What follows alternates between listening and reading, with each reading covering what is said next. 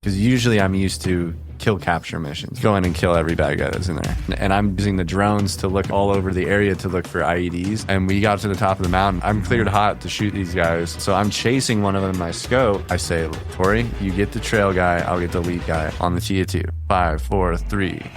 The machine guns start opening up. The JTAC comes up with the mortars. Spectre is shooting 105 shells. Boom, boom, boom. And all of a sudden, I start seeing rounds impacting my enemy right next to me, right below my feet. He didn't put on his suppressor. They're dialed in on me. All of a sudden, I get hit in my back, screaming, Litz is down, Litz is down.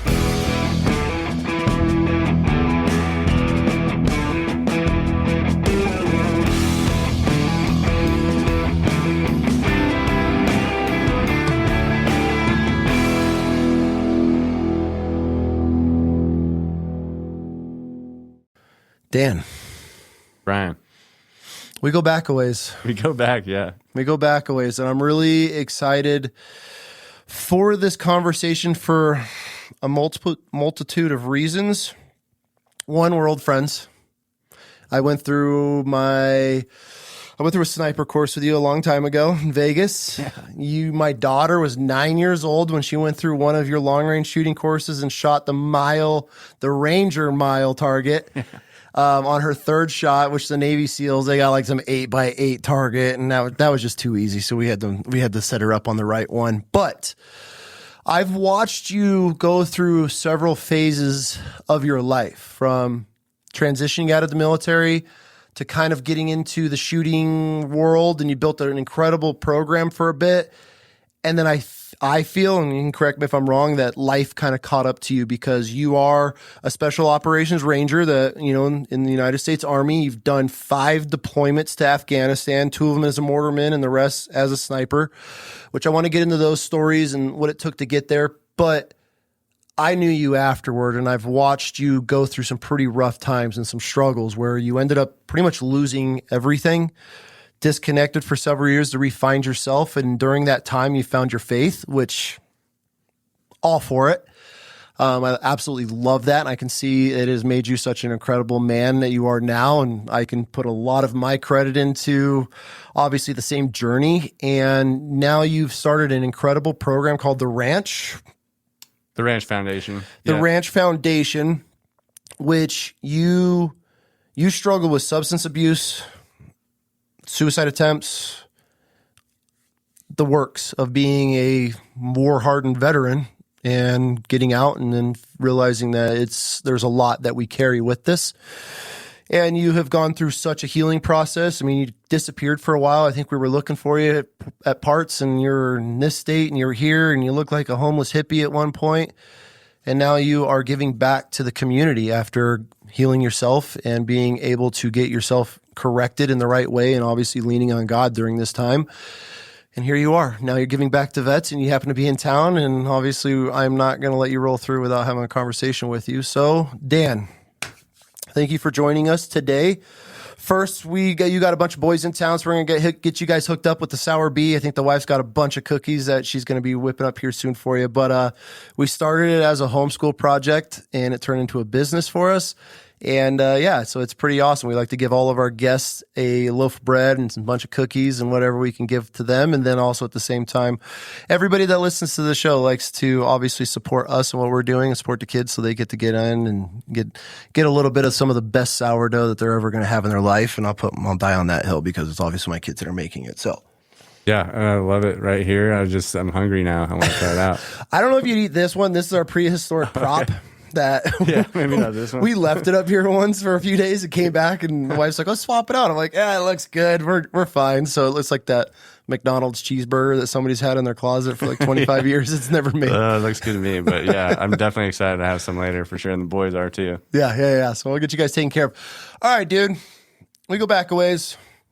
Let's have this conversation because there's been some gaps in there that you disappeared and stuff for a while, which I want to cover. So, Dan, who are you? Where are you from?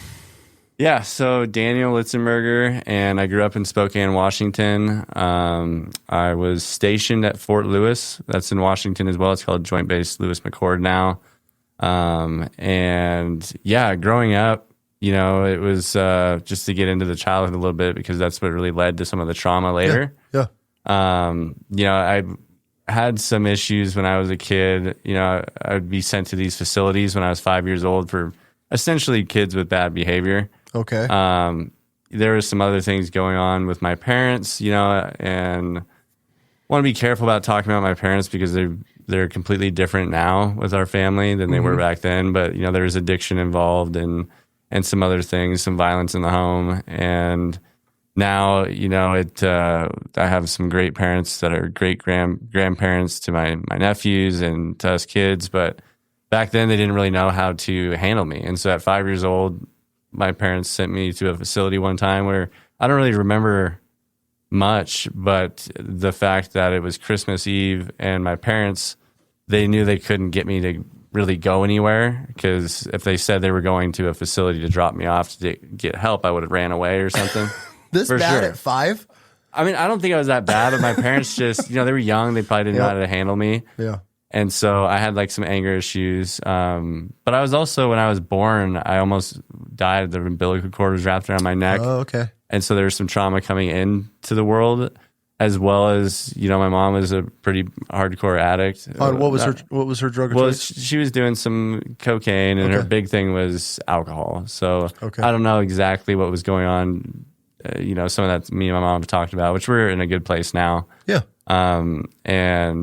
But I would go to these facilities and I would just learn how to be quiet. I just wouldn't say anything. And then the people would come back to my parents and say, your kid's fine. There's nothing wrong with him. Why are you, what's the deal? And then I'd go back to acting bad when I got home, so they would continue to send me to these facilities throughout my whole childhood. I would Really?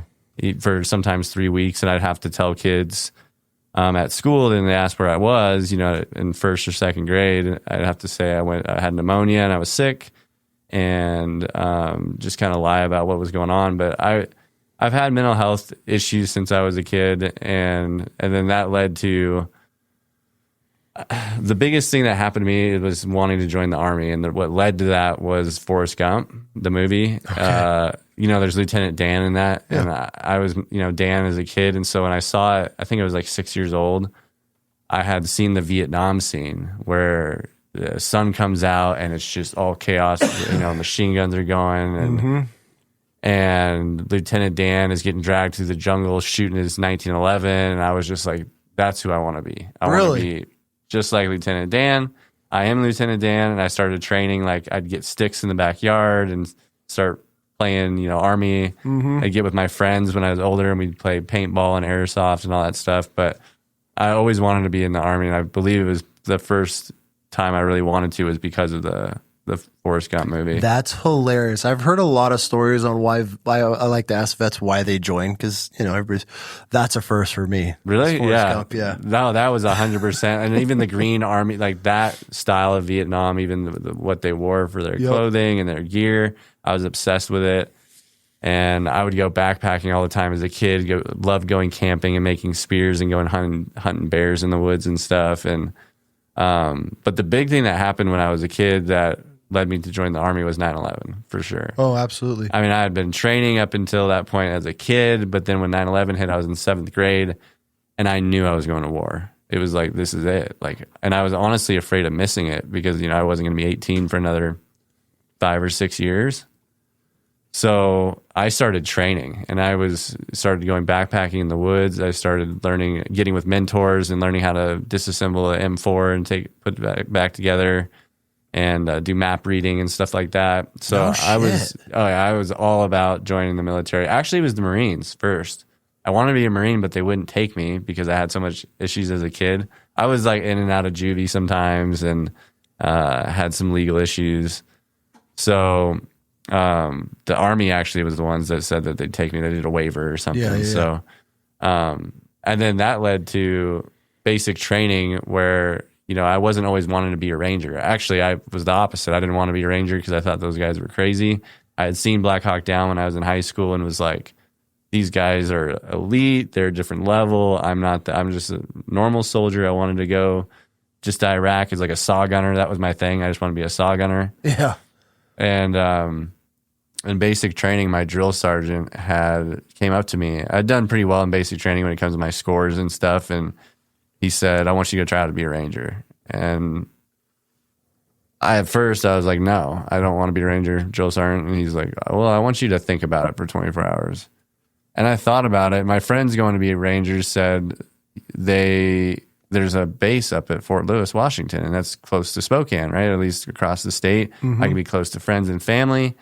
And so I had some motivation to pass. So I went to selection, and that, I guess I don't want to glance past RIP, because that was a pretty intense experience for a lot of rangers. Okay, so let's talk about that. So how long did you, from graduating basic training to going to Ranger RIP, which is the prequel to Ranger School, correct? RIP is the Ranger Indoctrination Program. It's not called that anymore. It's called Ranger Assessment Selection Program. Okay. But back in 2007, it was called RIP, and that's basically selection for rangers. That's the wing out a bunch of the immediately, like that gets you to Ranger Battalion as a private in Ranger Battalion, which is one of the first steps.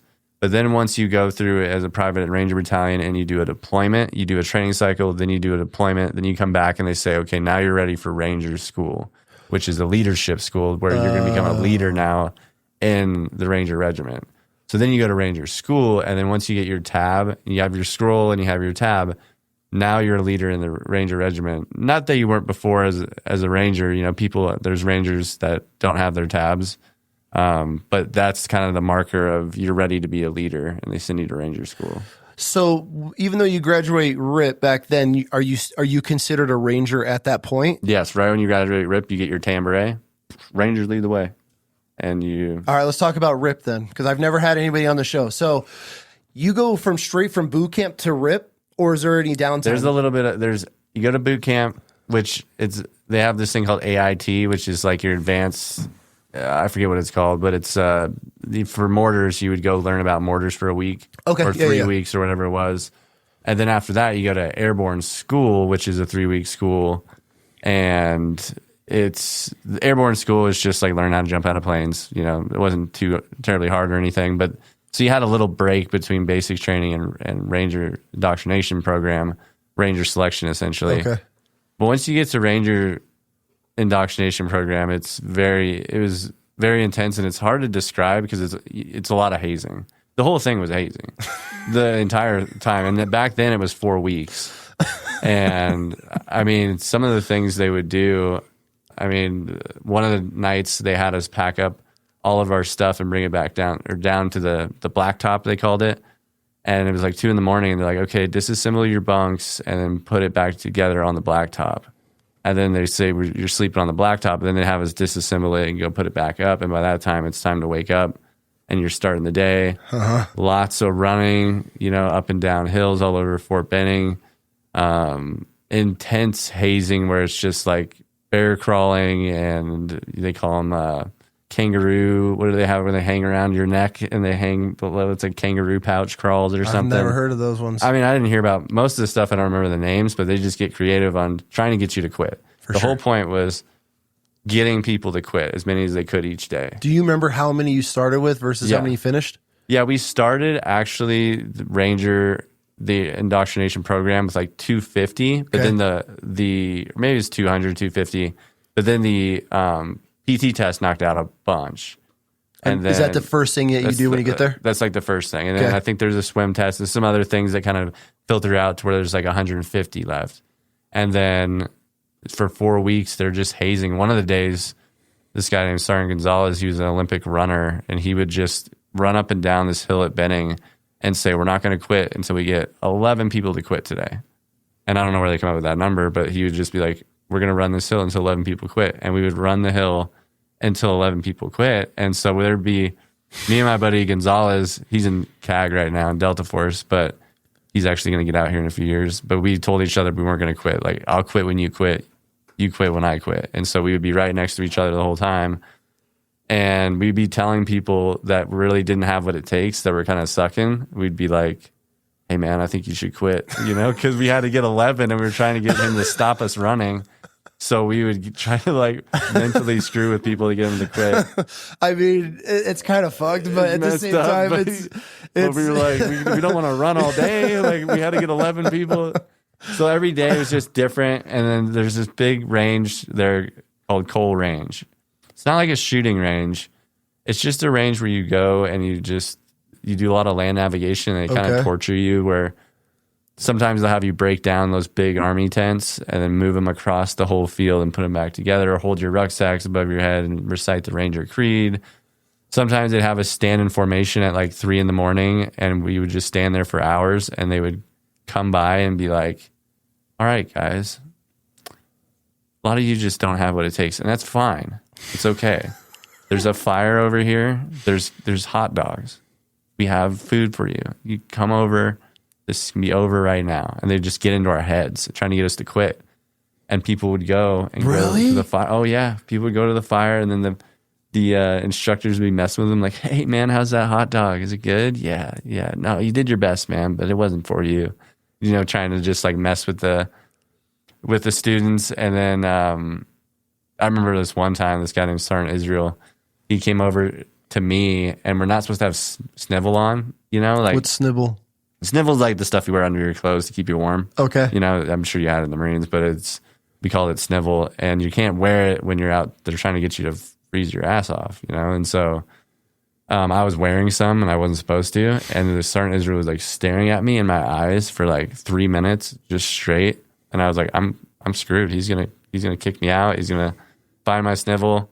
But then he would just kind of like grab my collar and like fix it and then walk away. And I knew he like had not, I don't know why he didn't catch me, or they would just do psychological things like that. For sure.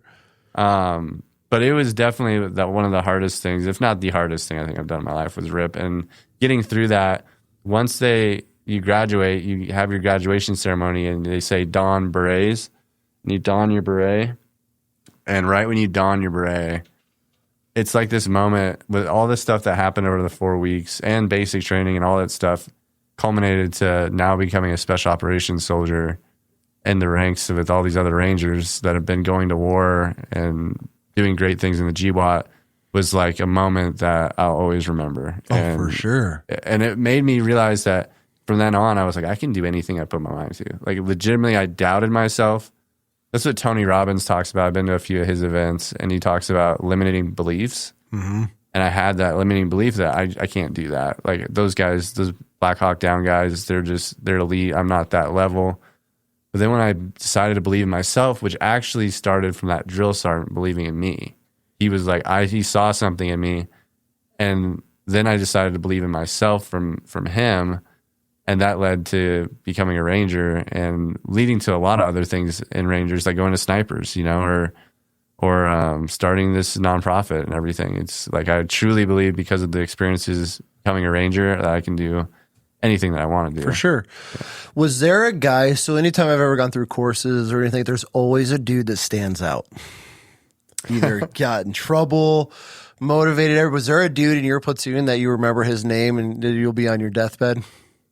Dang. Yeah. I mean, I would say, I forget his last name, but there was a guy that was always like the funny guy, you know, and he would make it, I forget his name. It'll come to me. But he would always say these funny jokes. He told this joke. I don't know if I should say it because but he would just tell these funny jokes and make his like a little bit lighter on the day. And just those little moments of laughter would really help a lot of us get through. Yeah. But there was also a guy named Rodman that would always, he's one of my better friends. And, one time he got us lost in the woods because they're like, go back to your rucksacks in the woods and come back. Because we had a rucksacks at the patrol base. We just got blown out. They were throwing RD sims in all the time. They're just RD sim, blow you out, get to the road, then go back and get your rucks. So he's leading and I'm following him to the ruck. And then he kind of just goes off and I'm following this red headlamp in the woods. And we start going, and I'm like, this is taking a long time. And we get to this road, and I'm like, hey, Rodman, where are we? And he's like, I don't know. And I was like, what? He goes, were you guys following me this whole time? And I was like, everybody was following him. So we get up to the road, and we're lost, and we start laughing because we realize we're screwed. Like, these instructors are going to tear us up. So we start popping our little cluster flare, just like, and they were about to start calling we were lost for about an hour. Okay. So they were about to call the Blackhawks in to come find us. But yeah, and then they got to us and they're like, who did it? And then they're like, we won't get you in trouble. And like, you could trust us. and he's it's like, all good. we're all getting smoked and he's not saying anything. And after like 2 hours of getting smoked, he's like, okay, it was me. And I was like, dang it, Rodman, like you shouldn't have said anything. But he just got retraining on land navigation a little bit on like how to use his compass. But yeah, there's a lot of guys that I think that I look up to. There's a RIP instructor I went through. His name's Mike Edwards. We're actually working with him now. He's going to come up to a fundraiser event and do some pistol training and stuff. He was in RRC, which is like the tier 1 version of Rangers. Okay. And just like how you didn't want to let him down almost. Like he's one of those instructors you just wanted to do really well. Yeah. But, you know, he didn't really mess with you, like to take pleasure in messing with you. It was just that he wanted you to be a good Ranger. So those are the best ones. And you might not see it at the time. But then as you go through those courses and you can see who is the more sadistic instructors versus the ones that you're like, man, this dude's a stud. Like he's been through his shit. He wants to put the best product out. And then you have the other versions like we want nobody to graduate except for maybe 2 of the top, guys. And those are usually the best ones. Or those are the ones that stick with you for life because you'll always remember how they treated you. Might have fucked with you here and there, pissed them off throughout a phase or something like that. But they're like more the dad mentor in those programs. Yeah, for sure. I had a lot of good mentors, I feel like. And not just in training, but in combat, like with a lot of my mentors, Sergeant Parker, Sergeant Clark, Sergeant Bach. A lot of the guys that were like my platoon sergeants that I looked up to were squad leaders. But yeah, Ranger Regiment's full of a lot of good leaders. And some of them are a little sadistic and things like that. Yeah, and take pleasure in, hazing you and stuff. We had a Ranger Battalion, I mean, we can get into that, was just hazing again. Back in 07, so much hazing as a private, like, especially in mortars. I think that's pretty common in mortars is like across the board is kind of like the redheaded stepchild of the Army are like, but they're like the strongest. They're like the strong Rangers, usually pretty squared away. But we used to haze people really bad. Well, because at least in the Marine Corps, the mortar team's always kind of doing their own thing. Mm-hmm. They're not with the company or the platoon that's whatever. They're always kind of tucked away. Because I was the mortar vehicle, so I drove the mortarmen on my first deployment. So whenever, in all the workups and everything, they had a couple of troops and bro, I would not want to be a troop mortarman because like I said, we'd be tucked on the backside of like a hill. We were never with the company as they're doing their maneuvers and assaults. And these guys would just be digging holes all night. It was just straight hazing, which I loved because I grew up in the hazing, the last generation of the good hazing in the Marine Corps. So I supported it, but yeah, that's why I asked because they're always they're not with it, at least for the Marine Corps side of things. They're always kind of tucked away. So you never had eyeballs on you. So you can do a lot more to your troops. You can fuck with them way more. We were a little different in Rangers. A lot of us were 60 millimeter handheld. Okay. So we go out. It was just another weapon system essentially. So it wasn't like we were doing, but my first deployment, we did big guns. So that was 81s and 120s. Yep. And we would go out with SEAL teams and ODA teams. I would imagine there's some CIA guys that they looked like CIA, but I was a private. Like I didn't ask questions. I just did what I was told to do. But yeah, that deployment was mortars it's a very technical weapon system. And it's not like you can just pick up a mortar and know how to launch at 7,000 meters at 120, That's insane. Yeah, I think the max distance is 7,200 for 120 on charge 4. 7,200 meters. And the charges are those little foam things that go on. You want to hear a crazy story about that? Since I was mortar vehicle and we had all the mortarmen with it, they had all those extra shots or charges, they're called. Charges, I guess. And they'd thrown them in the trash and they had a whole trash bag full, like a big black trash bag full of them. And it was the day we were going to burn a bunch of trash. So I walk over and I'm like, yo, you guys got anything you want to get rid of? They're like, yeah. And they just started giving us like MRE boxes and all this shit. And they had all those extra charges in there. And we threw that in the burn pit. Bro, it was like a rocket taking off in there. I had no idea. Like I've never seen them before because obviously when they're doing their own thing, we're providing security or whatever. That shit A lit whole up. bag? That's a lot. A giant trash bag, bro. I just hucked it in there and it just. That's our favorite part as mortars is lighting the cheese charges at the end of the range. Because we'll like spell stuff out like Ranger and then light it and it'll burn in the ground. Yeah. Yeah, those are cheese charges. That's what helped propel each charge helps to get I more didn't distance. know that. So people listening, I personally always thought you just drop a mortar in a tube and that's it. I didn't know that they have these little horseshoe ring charges that you can just put on the bottom of it. And then those ignite immediately. So that's what's helping propel to max effective ranges. Yeah, which seems kind of like really primitive or like old school, like with just cheese charges, but they work. Like our mortar teams in Ranger Battalion are spot on. Like these are some of the best mortar teams. You know, some of the guys that I served with, like Kowalski was he was actually did you ever meet Kowalski? He was my business partner at Bull Hill. I'm sure I did. He's one of the better mortarmen that had a lot of combat, and they relied on 81s and 120s a lot on it. Team Merrill was a deployment where a lot of Rangers went out and they would go and do a ROD, which is a remain over day site. They'd take over a building, raise an American flag, and say, "Come and get it." And then they'd wait there for a couple of days, and they'd just engage targets that would come. What? And they'd use the 81s and 120s as their organic, support. And yeah, I mean, on that deployment, the mortars, I mean, dozens and dozens I remember sitting back I had gotten hurt and I had to sit back on deployment and watch the roll-ups of all these missions. And there would just be like 20 EKA, 30 EKA, 10 EKA, and a lot of them are from mortars. So we had some good mortar teams and the 60 handhelds, we didn't get to use them too much because why are they going to use 60 handhelds when they got a Spectre, C-130 up in the sky, or they got Apaches or Little Birds.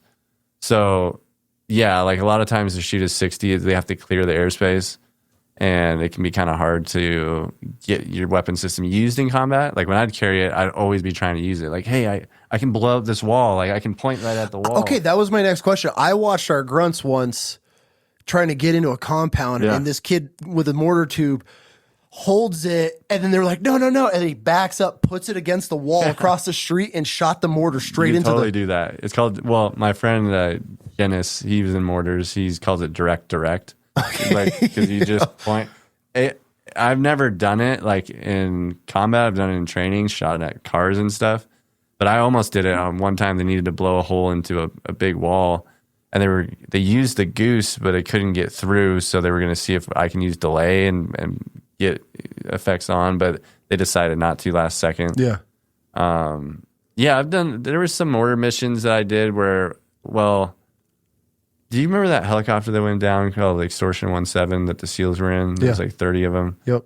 Well, we had gone on to go support that. We're calling up our position that I actually had shot at, but I spared this guy's life because they told me that it was up to me if I wanted to shoot him or not. He was calling up our position for mortars, but he was in a window and I just shot one right by him. And I should have, looking back, probably shot him because he relocated to call up position or more positions or call up our positions to his people. But that's the only time when I really set up my 60 conventional. And we had done some, train denial stuff where we had dropped some mortars. But yeah, like mortars weren't really used as much because we had so much air assets as Rangers. Like we didn't go out without Spectre or without some sort of air assets, fast movers. What does that feel like leaving the base knowing you got a Spectre gunship overhead at just your beck and call where you could just be like, hey. I didn't feel very scared too often. I really didn't. Like when I had 50 of my friends, like Rangers that are all go-getters, and then we had everything up in the sky looking after us, I felt pretty safe. Pretty invincible. Most times. But then there was those times when you're like, oh shit, like I'm pinned down right now and I don't have any support. I mean, just thinking about that, the Dread Anarchy mission that I was on. The what? It's called Dread Anarchy was the mission name. Dread Anarchy? Dread Anarchy. Okay. It was a pretty intense mission. I mean, I guess we can get into this one if you want. Is this still your first deployment? No, this is my last deployment. We'll get there. Let's get there, yeah. Okay, we'll get there. So your first two deployments were as a Ranger mortarman. Mm-hmm. So I guess after your first deployment, you come back. Did you go to Ranger Leadership School at that point? Yeah, Ranger School. I went to, after my first deployment, went to Ranger School, which Ranger School, there's a lot of stories in Ranger School, but another really hard, like Ranger School is no joke, especially in the winter or even in the summer, you're dealing with bugs. In the winter, at least you don't have the bugs, but you're dealing with the cold. Mm-hmm.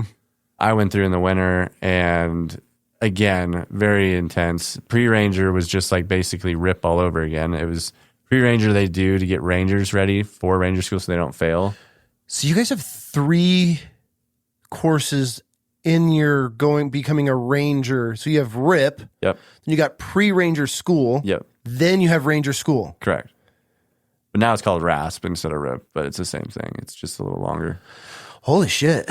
Yeah, the pipeline is no joke to become a Ranger. Like to actually get to your tab to take a team is no joke. Because I'm just saying this as a Marine, right? I'm an outsider. Because there is a difference, and I've heard the beef between Rangers that just because you're a Ranger, there's a difference between a Ranger and a tabbed Ranger. There's a difference between a scrolled Ranger, which is a 75th Ranger, okay, and a tabbed Ranger. The tabbed Rangers are the next level up over the 75th? Yeah, they're the leader. Now that you're saying, okay, I'm ready to start getting promoted to become a leader in Ranger Regiment. Without getting that tab, you're kind of stuck at the E3, E4 level. Like you can't progress to be a team leader on the line, a fire team leader. You can't go to snipers. You can't go. So you have to do that in order to excel through the Ranger, or you'll get kicked out. No shit. Yeah. How often does that happen? Well, some people they end up going to S shops. You know, like the S4, and they stay in their unit because they're good people. They just have trouble passing PT tests or whatever. Okay. But it's very rare. Usually it's if you can't get through Ranger School, you're leaving. At least that's how it was when I was in. So it's safe to say for the GWAT vets, anybody that was a scroll maybe didn't have a deployment, but if you have both your tab and scroll, that means you had to do a deployment. For sure. Do that time before you could go through? There's probably a few that have a tab and a scroll without a deployment, but very, very few, yeah. The Steiners of the world. Hey, Ranger. It's not so Ranger. So now you go through this Haze Fest. Are you doing SEER school or anything during that time? I did SEER school in 2011. So I went through Ranger school in 2009. Okay. And then I went to SEER school in 2011.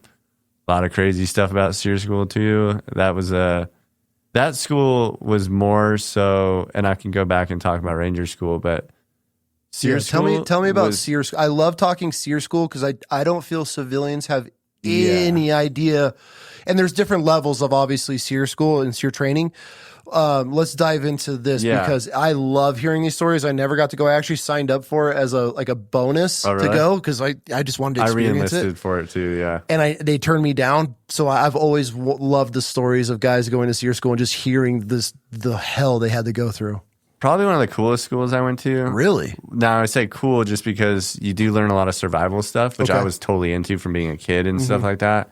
And then they teach you how to pick handcuffs. Well, I got to be careful about what I say about some of this stuff. But yeah, they teach you some like how to get out of some restraints. And like they teach you about how to defeat cameras or at least avoid detection on cameras.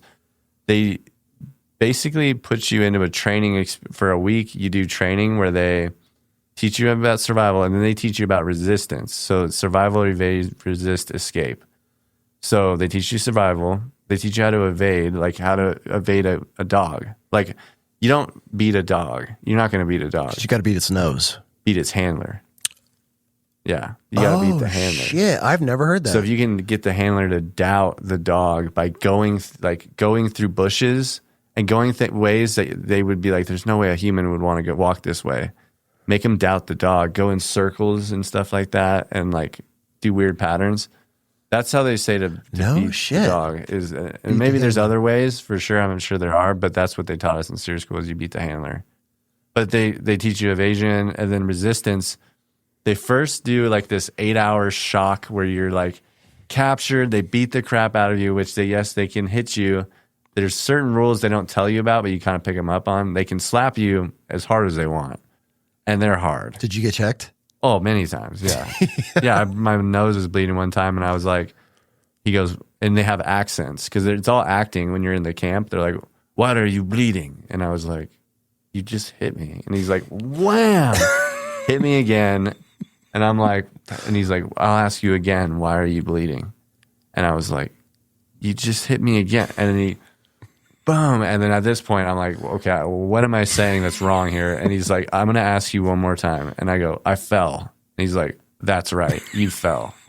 And I'm like, "Okay."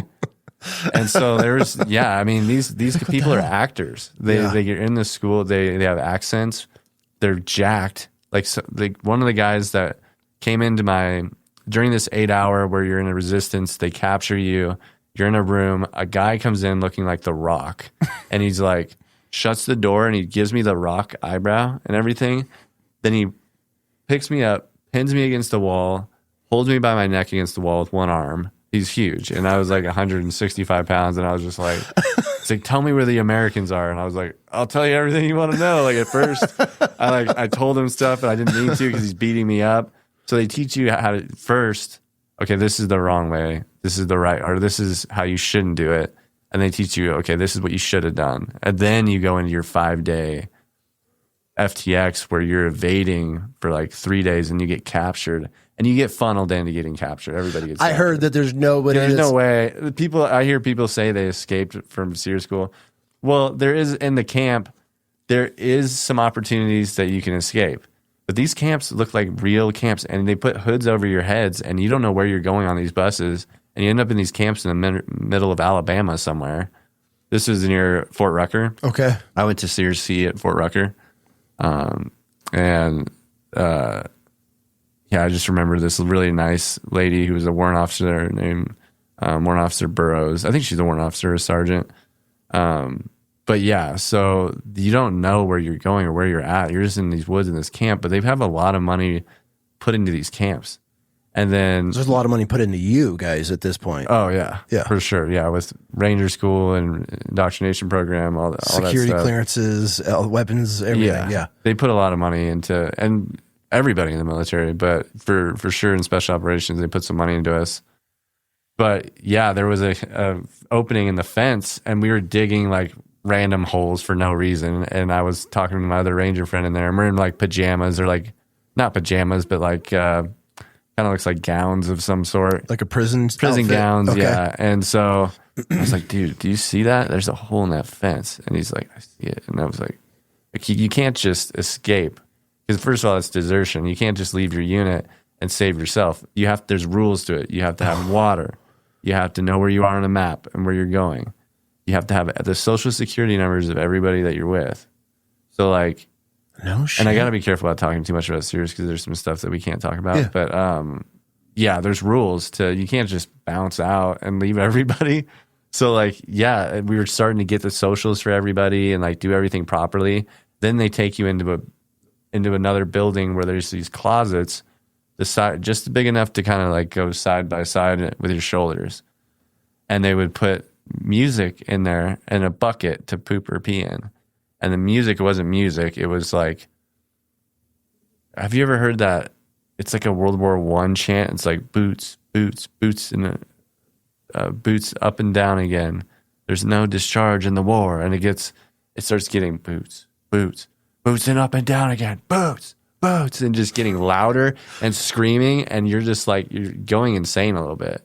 And there's even a girl that'll go, "Mommy, where's Fluffy? Mommy, where's Fluffy? Fluffy, Fluffy, Fluffy." And they'll kind of tweak out. And there would be an Adam Sandler, like, "The nighttime is the right time." And I remember a lot of these things they're putting in there, and just to mess with us for, I don't even know how many hours. And then you go back out, start digging holes. And one time there was a guy that, because this is all, it seems like it's real. And you can't just, if you went up to a guy and said, "I quit, I don't want to do this," they just smack you around and be like, "What are you talking about? You're in a prisoner of war camp." Like, there's no quitting. There's an academic situation you can pull where you like, if you have to like, if you have something with safety. But there was a guy that thought it was so real. He went into the commandant's, which is the office for the guy running the prison, and there was 2 guards, and there was a pistol on the desk. And the guy had walked in. This is just what I heard later on. I wasn't in the building, but he looked at the guards and then grabbed the pistol and goes, "You're dead, you're dead. Release the prisoners," and just pointed at the commandant, and they go, "Whoa, academics!" Like, stop. Like, and that's when they actually the only time they had to stop our whole class was because, and he's like, he thought it was real, and he was like, "You need to release the prisoners right now. I'm gonna kill you." And he's like, "That's a fake pistol, by the way." And he's like, "Calm down." He had to calm the soldier down. And I mean, good for him. I mean, yeah, he's I thought it was it. hilarious. I was like, "What?" Somebody was like, "Yeah, he tried to kill the commandant." Like, but yeah, it was a very realistic school. It was, I mean, it seemed like you couldn't like quit. It wasn't like a TRADOC school where there's rules. It's like they can hit you, and they can hit you in the stomach real hard, but usually it's like a backhand they do. And they have a towel and they wrap it around your neck. They yank your neck in and they hit you, and then they, hit your stomach. And I mean, yeah, it was pretty intense, but it's really cool, like, because all the survival stuff and the evasion and the defeating restraints. I thought it was really cool. I had a buddy, and I like to ask dudes that went through SEER school. He was a mini bird pilot in the SF units. He did a bunch of crazy shit, but he said that the most degrading thing that he's ever had happen was at SEER school, and he said they went in the wintertime and they had these female instructors that were there. Yeah, I know what he's about to say. And they stripped him butt ass naked, and they're just hosing him. He's like, I don't know how many hours we stood there. He's like, it was just indefinite. And we were standing, and he's like, dude, this woman sat there and just degraded us. And he's like, we had a woman too. Did you? They do it in every class. They stripped you guys naked? Yeah. Oh yeah. I had my hood on when they were doing us the naked stuff and coming to my cell or whatever, but so I couldn't see her, but I could hear her voice. Mm-hmm. But she was degrading other people, like, in their cells. I remember this one time I had got out of my cell because they teach you, I gotta be careful, sorry, some stuff we can't talk about, but they teach you how to get out of stuff. Yeah. And I got out of my little cell and I opened it up, and there's just all these cells in this concrete area. Like, everything's concrete, and they just have these like wooden doors. And what do you mean a cell? Like a dog cage? Like a size of a, okay, so basically shoulder width, and then if you turn this way, a little more than shoulder width. So just a place to stand. You can't even sit down. Oh, so you're standing. Yeah, they don't even let you sit down. If they catch you sitting down, they're going to beat you up. So I had filled up my pee bucket and poop bucket, and so they to call you pigs there. They dehumanize you. They don't call you human names or anything. And so I had stuck my hands out because they're like, stick your paws out. And I stuck my paws out, and they're like, they slide the thing open. What do you want? I'm like, oh, my poop bucket's full. And it was overflowing all over the cell because it was dark in there. You don't see anything. It's pitch dark. Are you even wiping your ass? No. There's none of that. No, there's no toilet paper. I have to ask. I don't even think we had shirts on. I mean, yeah, we had those gowns or whatever they were, but so you're just shitting. He was like, "You're a disgusting American," and he's like, "Go clean your." So I had to go dump it into some like trough thing and like clean it out. But I got back in, and I had saw something that I realized that I could get out, and so I had gotten out after he walked by, and I realized I have no idea where I'm at. I don't know if I'm in Alabama. What am I going to do when I run down this hallway and I'm going to like get caught and get beat up. So I just shut the door and locked it again. Cause I was like, what am I supposed to do? Like, cause you can get out. There's ways to get out. And I think they try to tempt you a little bit with some things like the hole in the fence. Like the hole in the fence. It was like, what is this? It was like covered with a pallet. And I was like, this is a trap, but it's trippy because it's like you're in a movie or something. It's like you're in an acting land of some sort. Do you forget that obviously the one dude did, but I mean, with being just consumed and engulfed in these actors and in these towns, and they're spending obviously millions of dollars so everything looks, feels, smells, tastes the part. Were you telling yourself the whole time it's just SEER school, or do you find yourself getting consumed into like the role and trying to actually really think about things and your next move and being strategic with stuff? Does it get your mind working like that? Yeah, but they teach you how to defeat some of the psychological things. So one of the things they teach you is to build a house in your head. And I mean like from the ground up, like put the foundation in, to put up the walls, put up the trusses, put up the drywall. Then you're gonna put your furniture in there. You know, you're gonna design it. You're gonna go to this. You're gonna walk out the door, go to the store in your car, go pick up a sofa, go put it in the living room, and like they teach you how to in your mind build a home, and it keeps you busy in your mind. Really? So Okay. they teach you some like psychological techniques to defeat it, because that's what they had to do back in like World War II and all the anytime there's a POW, they had to figure out ways how to beat the psychological trauma of it or shock of it. But I mean, I had a good grasp as a Ranger. I was like, this is just training, like, but it was definitely like one of the most realistic training I feel like I got. I hear that. Yeah. A lot of guys, not a lot, but I've heard some guys say that they had guys they went through and just snap, like they just cannot handle it. It's always fascinating to me how one thing that you're like, dude, this is hilarious, will break another individual, and something that he might think is hilarious is completely different. So it's fascinating listening. It always interests me listening to what makes men break, like the surf, water, cold, hunger, fatigue, and so it's just everybody's got their breaking point, and it's always fascinating to me of seeing where guys are just like, yeah, this is it for me, and sometimes you're just like, bro, this is what we're quitting over. I had a breaking point in Ranger school. You did? What was your breaking point? I went to go open MRE, and I couldn't find the poppy seed pound cake that was in there. And I knew there was poppy seed pound cake in this one MRE. I forget which one it was. But I had been planning on it all day. I was going to eat it right when I got to my foxhole, like at night.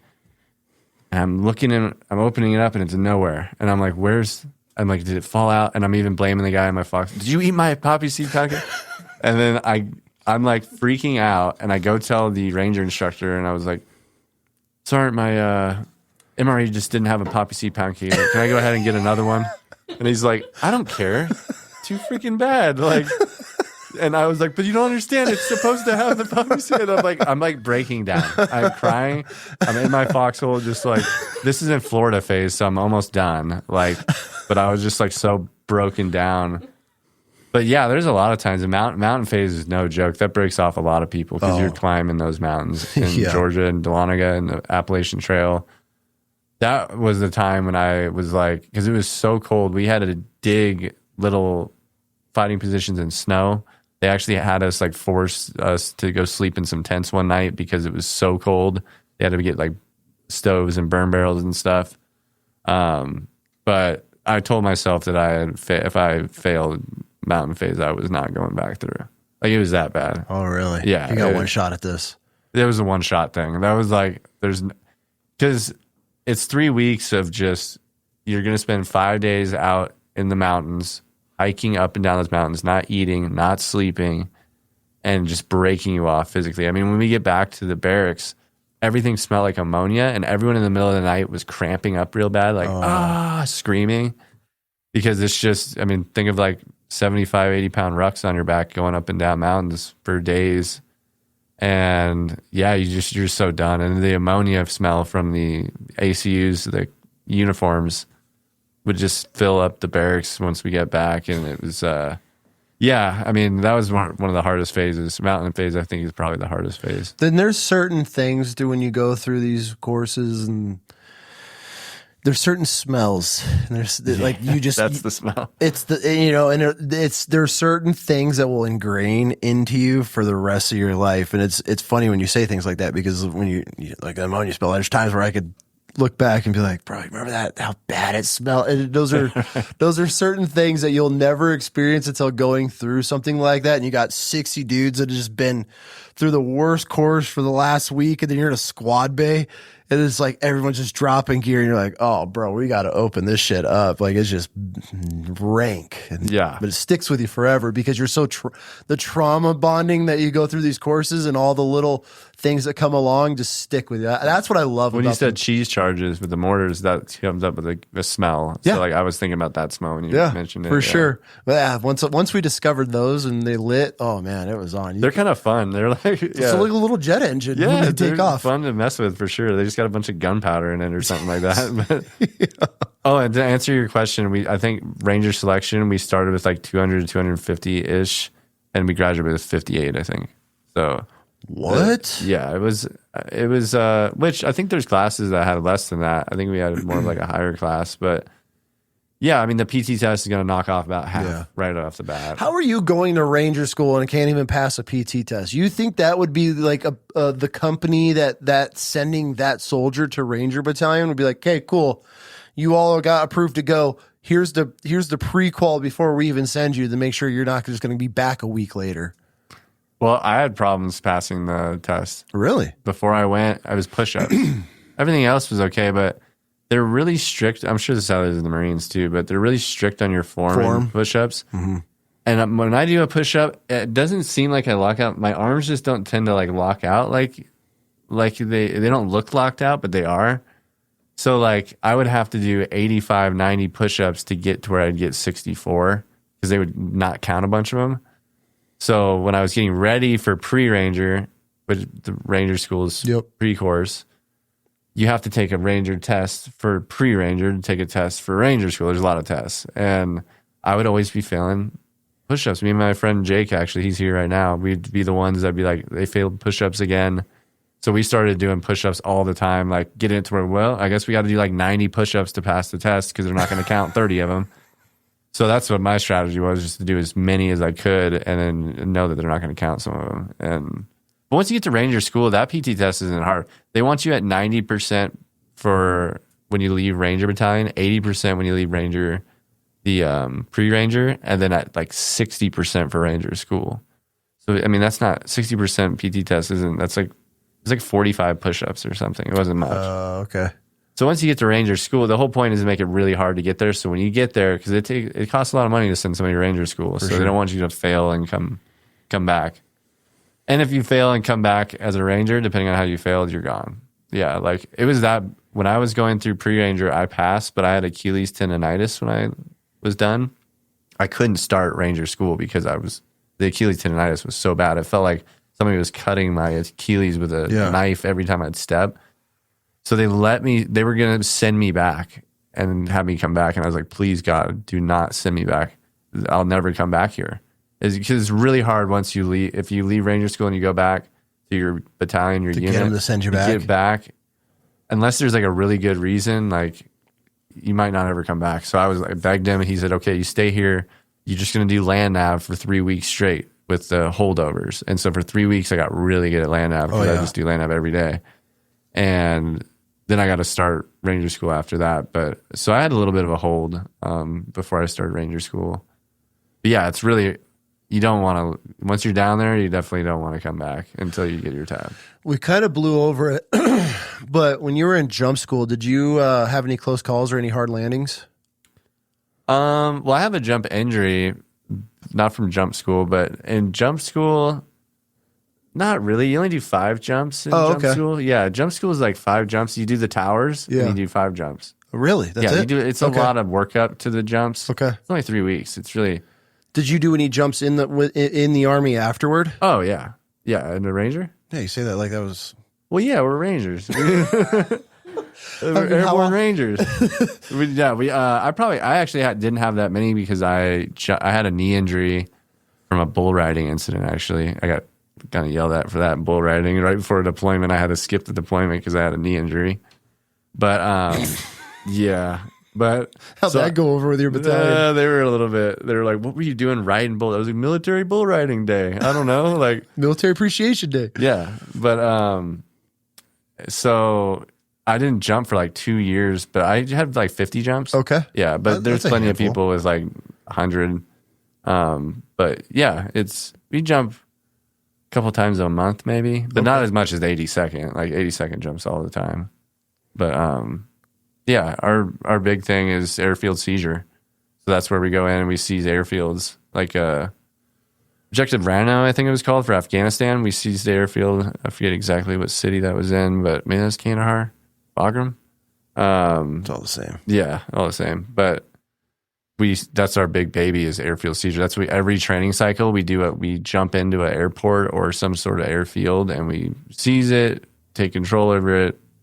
And, that's our big baby. It's like what they did in like Panama. No shit. But yeah, Yeah, I don't. So that's the main mission of Army Rangers is airport or airstrip seizures. Airfield seizure is one of our biggest things that we do, but direct action raids over the GWAT, Rangers have had more direct action missions than any other unit,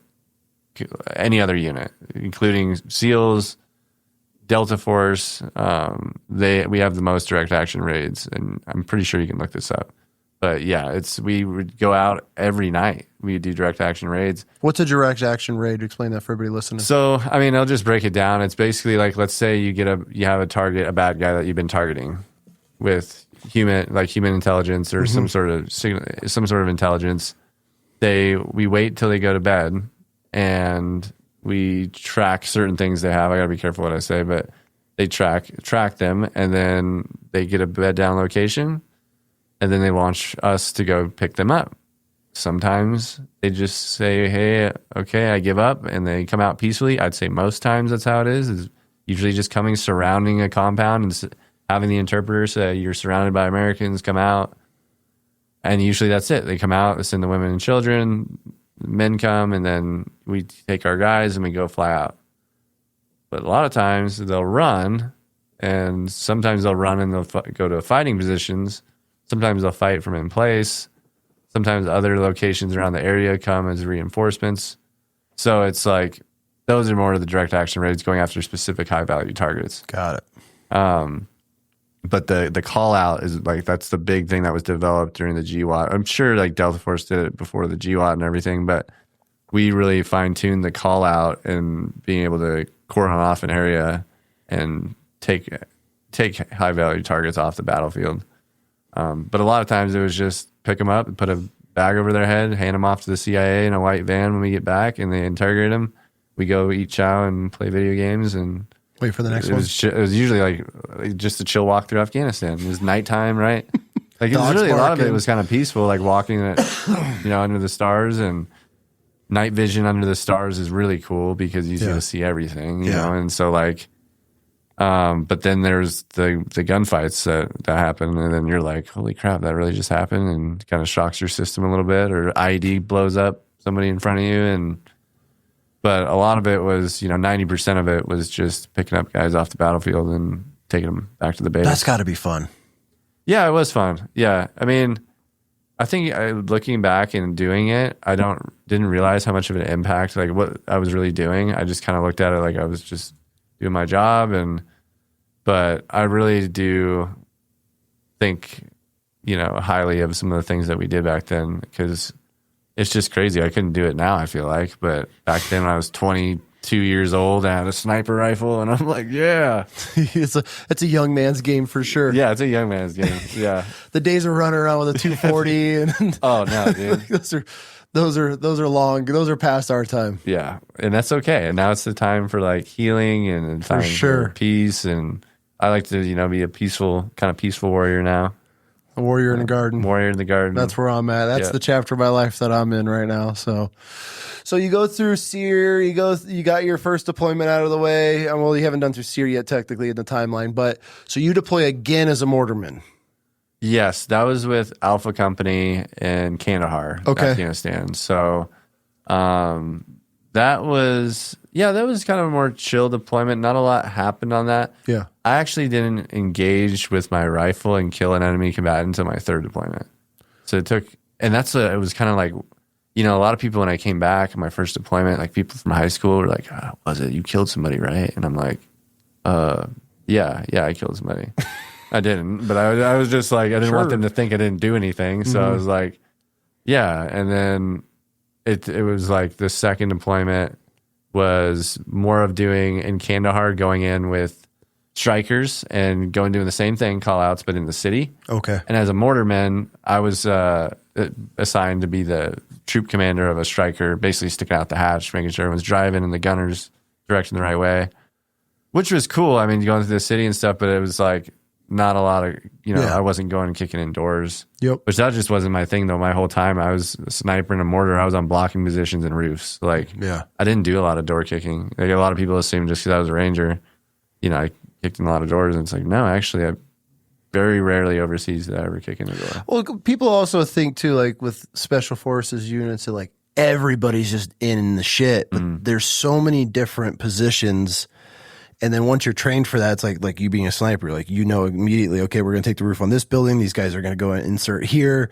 They need overwatch here. And then you guys are, so the mortar or the motor T guys, the comm, the medic, I mean, everybody's got their position. So it's not like just the whole team's going in and blazing. I mean, there's so many moving parts to especially small units where everybody just thinks everybody's in the same shit, but you might be providing overwatch 500 yards, you know, in the palm groves on the other side of the river or something. Which most times it was like that. I was on a mountainside overwatching an area. They'd be getting into the shit, and I'm just kind of overwatching. Or sometimes it's me getting into the shit, engaging, and nobody else is in the area because I'm the only one that can see the targets because they're on the outskirts of the city or whatever. No shit. Yeah. So third deployment happens. Now, did you became a sniper for your third deployment? Right. Yeah. Okay, so let's talk sniper school. I love hearing stories because it's so fascinating, especially the crawl or the sneak portion. Do you guys do that in sniper school? And actually, now that I'm thinking about it was my fourth deployment. I went on the deployment. I went over to snipers on my third. Okay. Halfway through, they started training me and taking me over to teach them. So no I shit. was already kind of transitioning from mortars to them. But I didn't do like my official deploy as a sniper until the fourth and fifth one. Okay. But the third deployment, that's the one where the extortion 1-7 up in Logar province when all the SEALs got, you know, killed, and our sister platoon had to go in and pick up all the bodies and all the equipment. It was There was 30 SEALs that died in that. 33, I think. 33. Yeah, and then the crew. Yep. Yeah, that's and we know some of because at Bull Hill where Steve's at, you know, where that. Steve Schaefer was a guy that had a saloon up there. Did you ever go? You went to the saloon, yeah. Did you hear he passed away? Mm-mm. Yeah, it's freaking sad, man. He was like a mentor to me for sure, like a dad. I think he was a stud. What did he pass from? Well, he had Agent Orange and like that kind of stuff from Vietnam, but he was also older, like 78, like or something, 70 something. But yeah, some of those SEALs that were killed in that helicopter crash had come out to Bull Hill, and so like, but that's when we went over to do that big mission where we took the whole company of Rangers in and raised the American flag and do all that stuff. But. So you guys walk me through that. That's insane to me because I know how in the Marines they'll go pick fights and, you know, roll through a town in the middle of the night to get the Abrams wreck vehicle, the 88, I think the recovery vehicle, because it's the loudest damn vehicle on the planet, and just drive through a town at 3 a.m. and back into houses and stuff. So you guys are going into a city or a town, taking over a house, raising an American flag, and just saying, come and get it? Yeah, more of like a compound. There's no like roof or nothing. Yeah, there's roofs on, but there's like compound, and they have these little buildings in there. But yeah, that was the big thing from Team Merrill. Our name was Team Darby. So there's Team Merrill and Team Darby were two surge units or deployments where BCO surged early to do Team Darby, and then ACO, the deployment before, did Team Merrill. And yeah, those deployments were supposed to be really heavy with a lot of action, and they were. But to get the enemy to come out, they would just raise American flags and say, come and get it.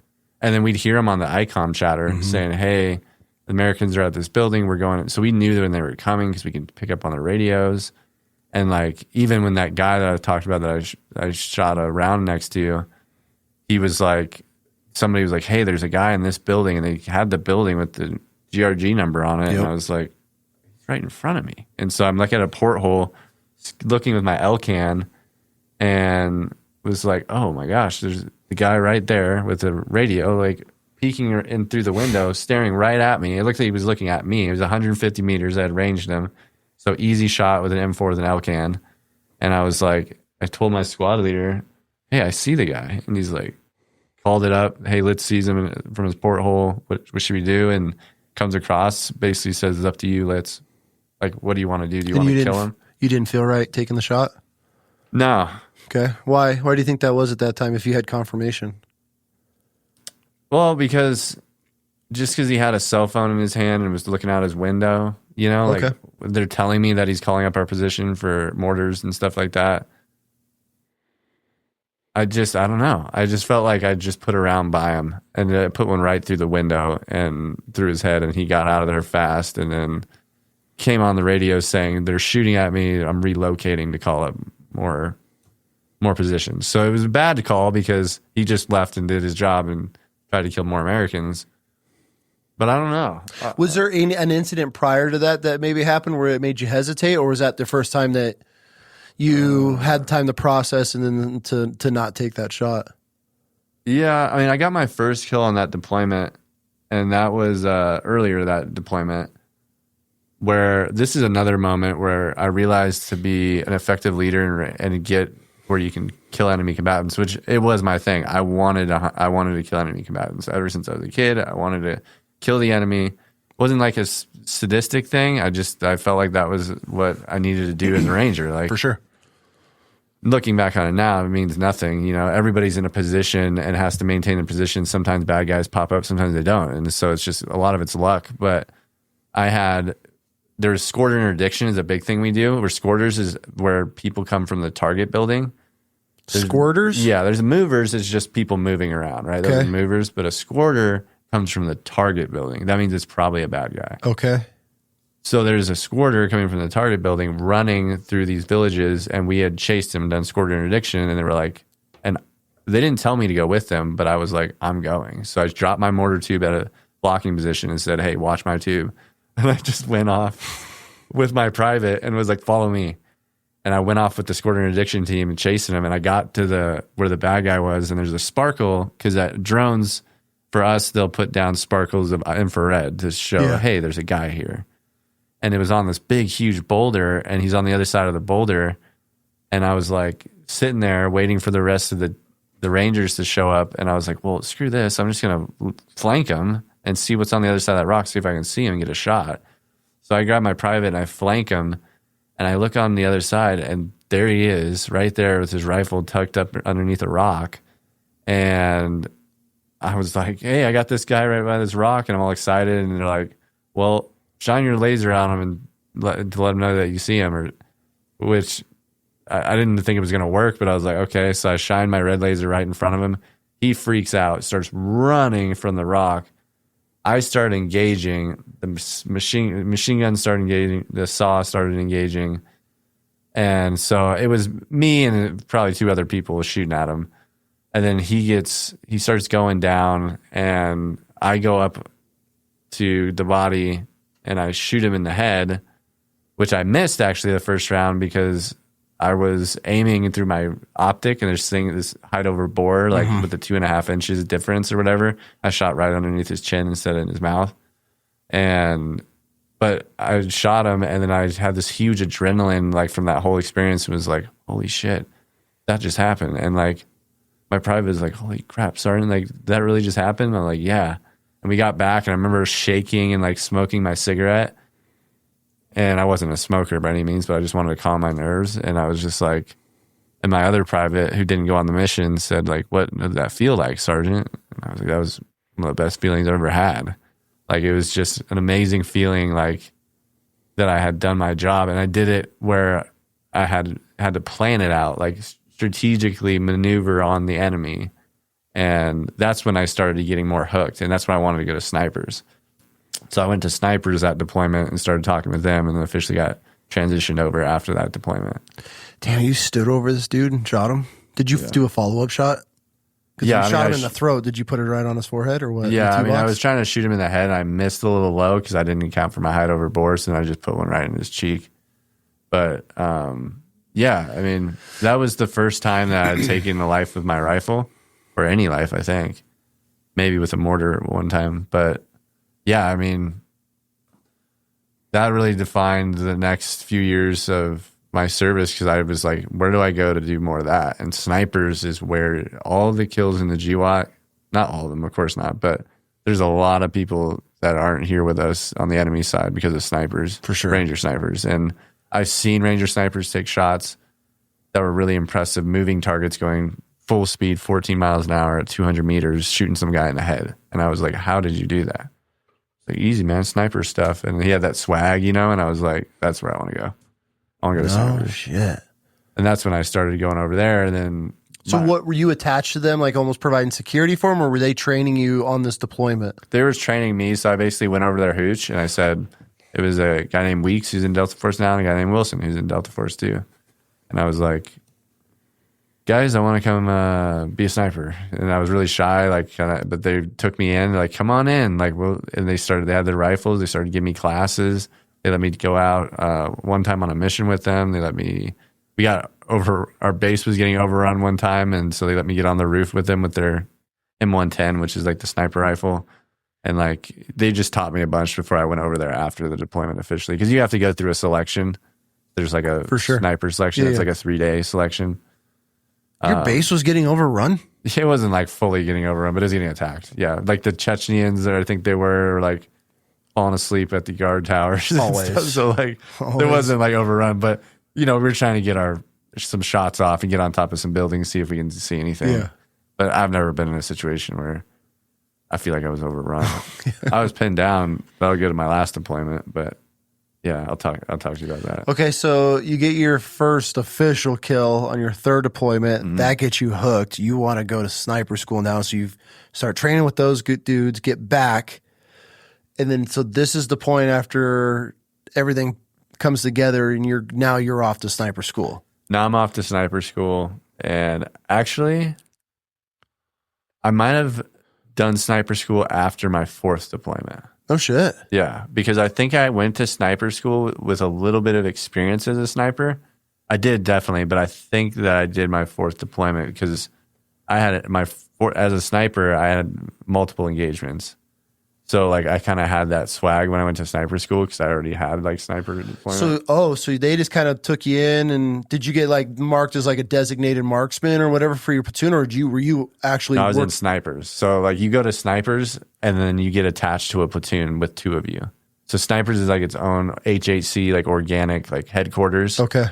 And then you get assigned 2 snipers to a platoon, and then they're snipers, essentially. Got it. So, you're not organic to the platoon by any means. Yeah, you're an attachment. Mm-hmm. Your attachment, exactly. And you did that on your 3rd deployment? That's when I transitioned, was 3rd. And then 4th deployment was when I was actually like my first official.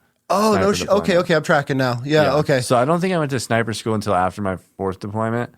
But sniper school, yeah, like that was, I didn't think it was too hard because I had already been shooting a lot. And like, because we go to Accuracy First, which is a place in Texas where it's like amazing wind course where there's like 36 mile an hour winds and you're learning how to shoot these little 12-inch steel plates.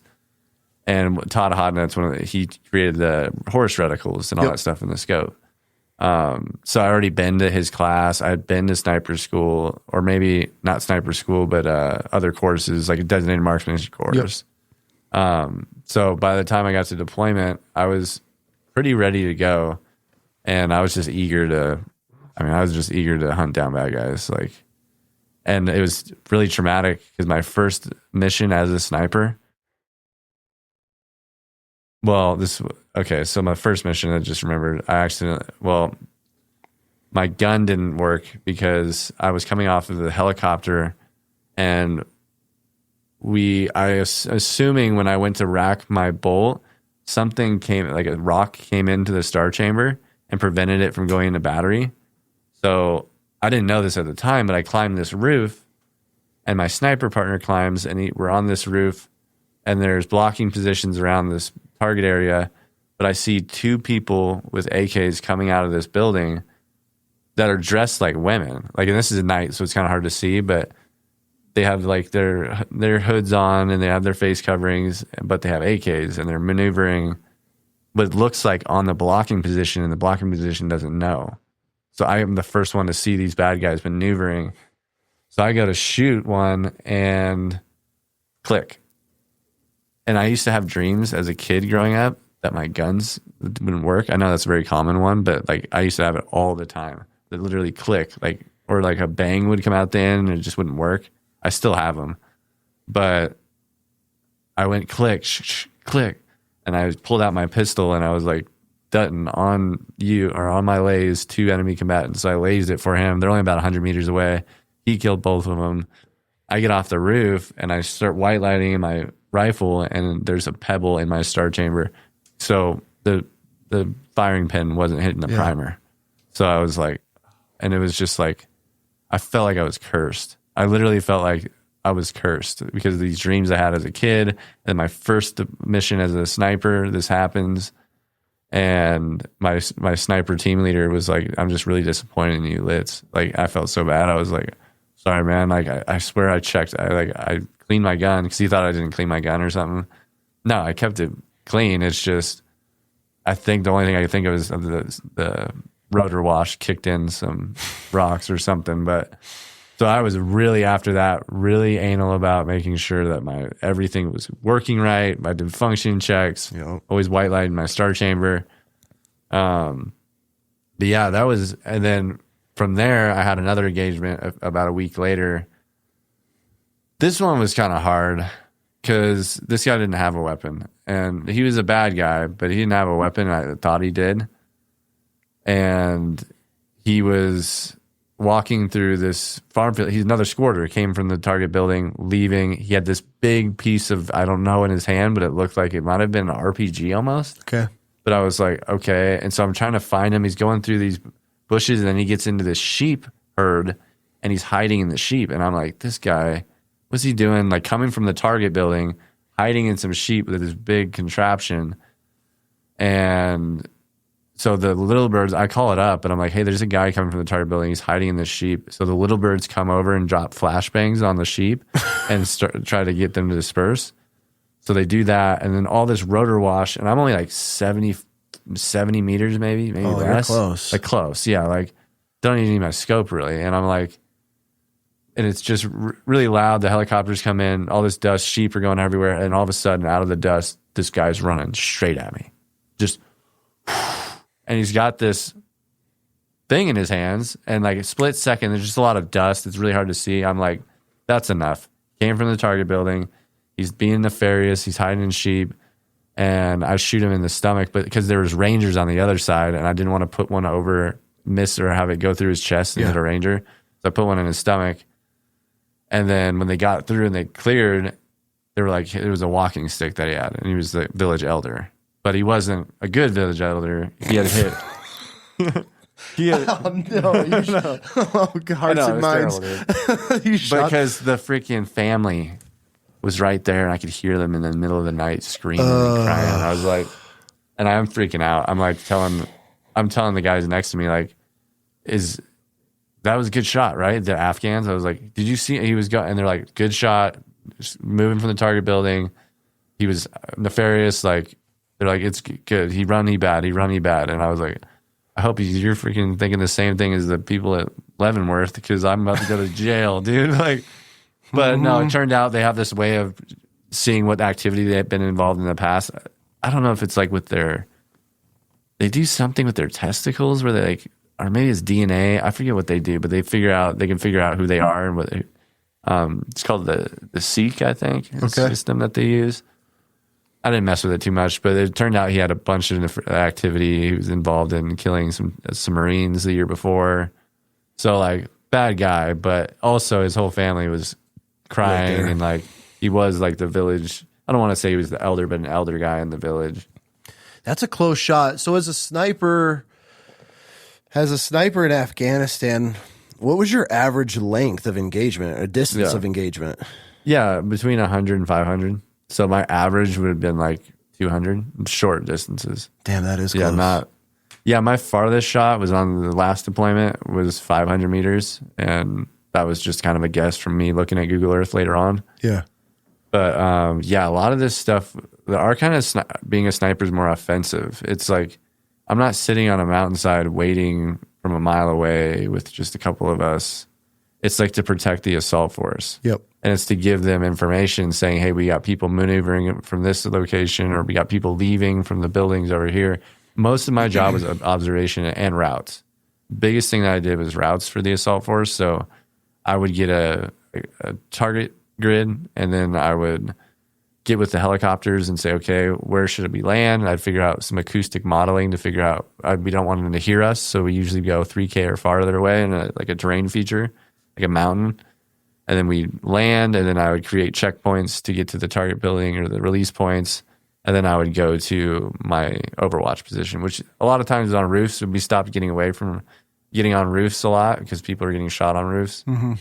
So, but you got to be able to see too. So like a lot of times I'd be on the outskirts of the city, just standing up on shooting sticks, just like this, just watching, the buildings or watching the black side of the black side of the buildings. So yeah, a lot of it was like offensive. It wasn't a lot of 1,000-meter shots or anything like that. Yeah. Well, then I asked because obviously the movies and the whole Chris Kyle thing, taking that shot on the roof in the storm. That's I don't want to say too much about.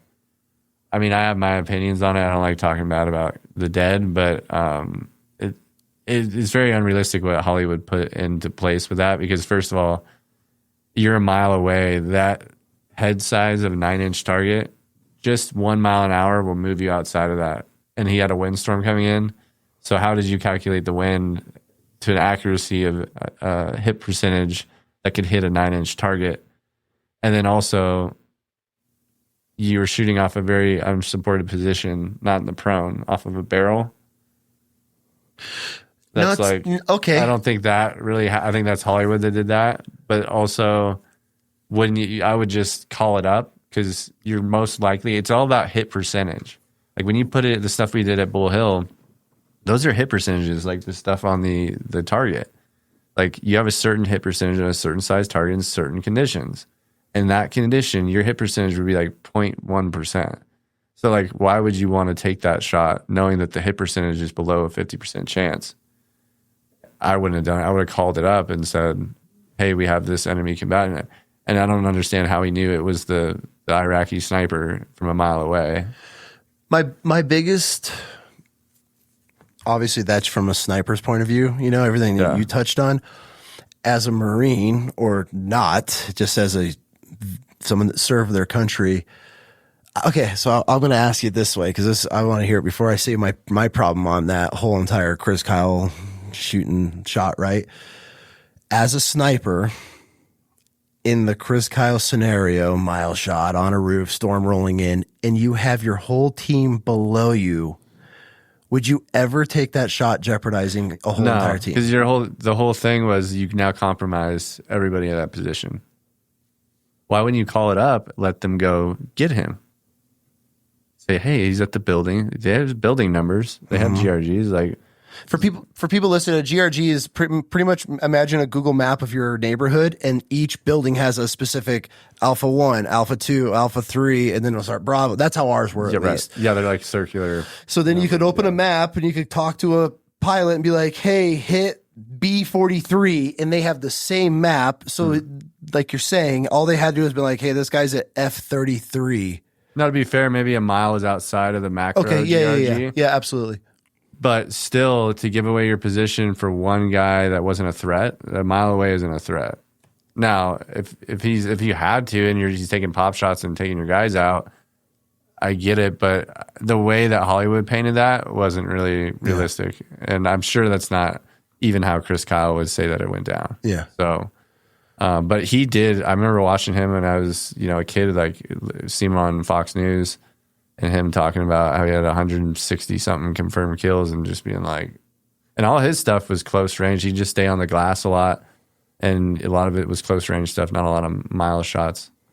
That's a big reason why I asked, because I think Hollywood and just the normal person thinks that you're, sitting a mile away, ghillie suited out, and just overwatching and picking dudes off as they're running. But in reality, I mean, as an avid outdoorsman, right? I'm not a sniper. I've never done any long range anything in any military.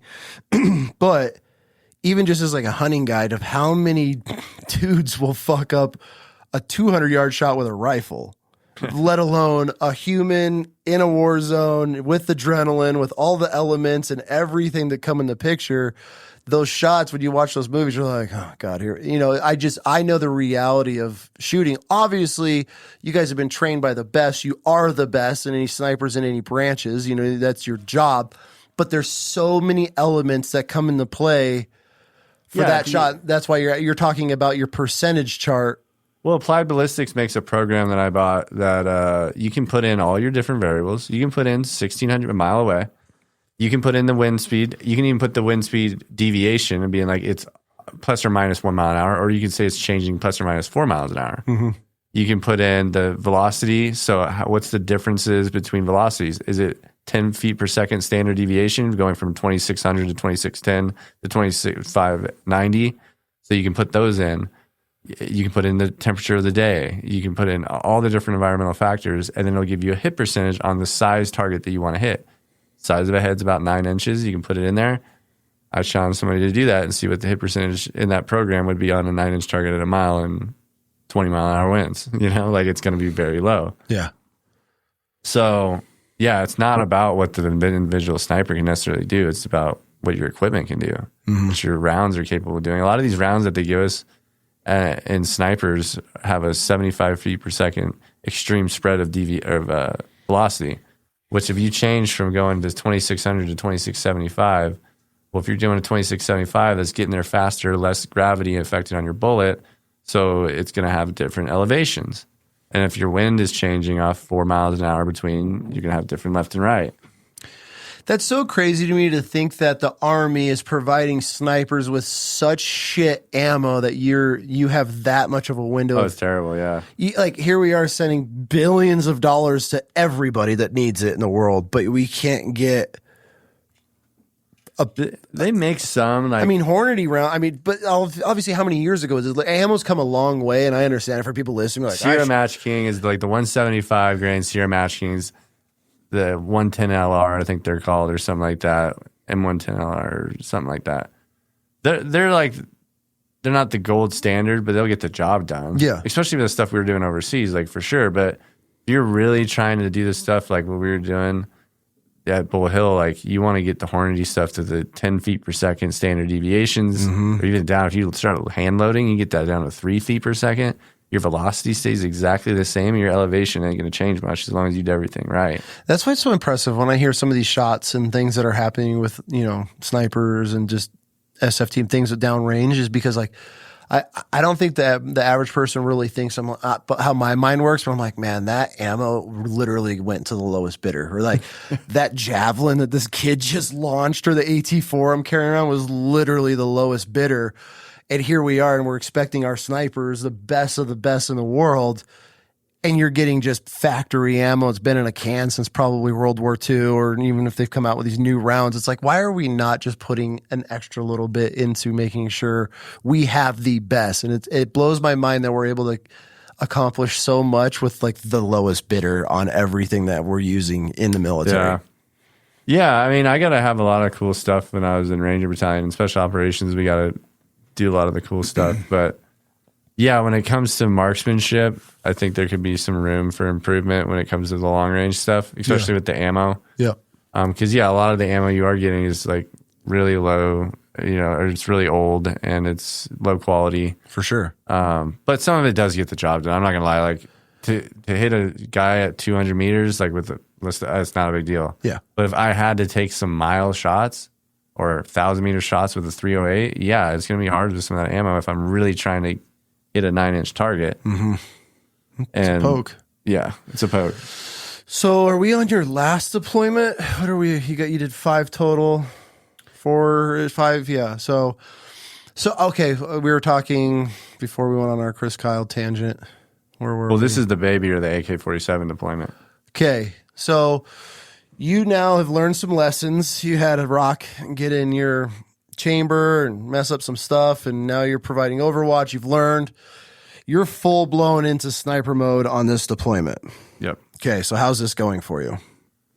It's going good. I got a great team leader named Andy Dutton and a guy named Ryan Flager. He was my section leader, and they taught me a lot.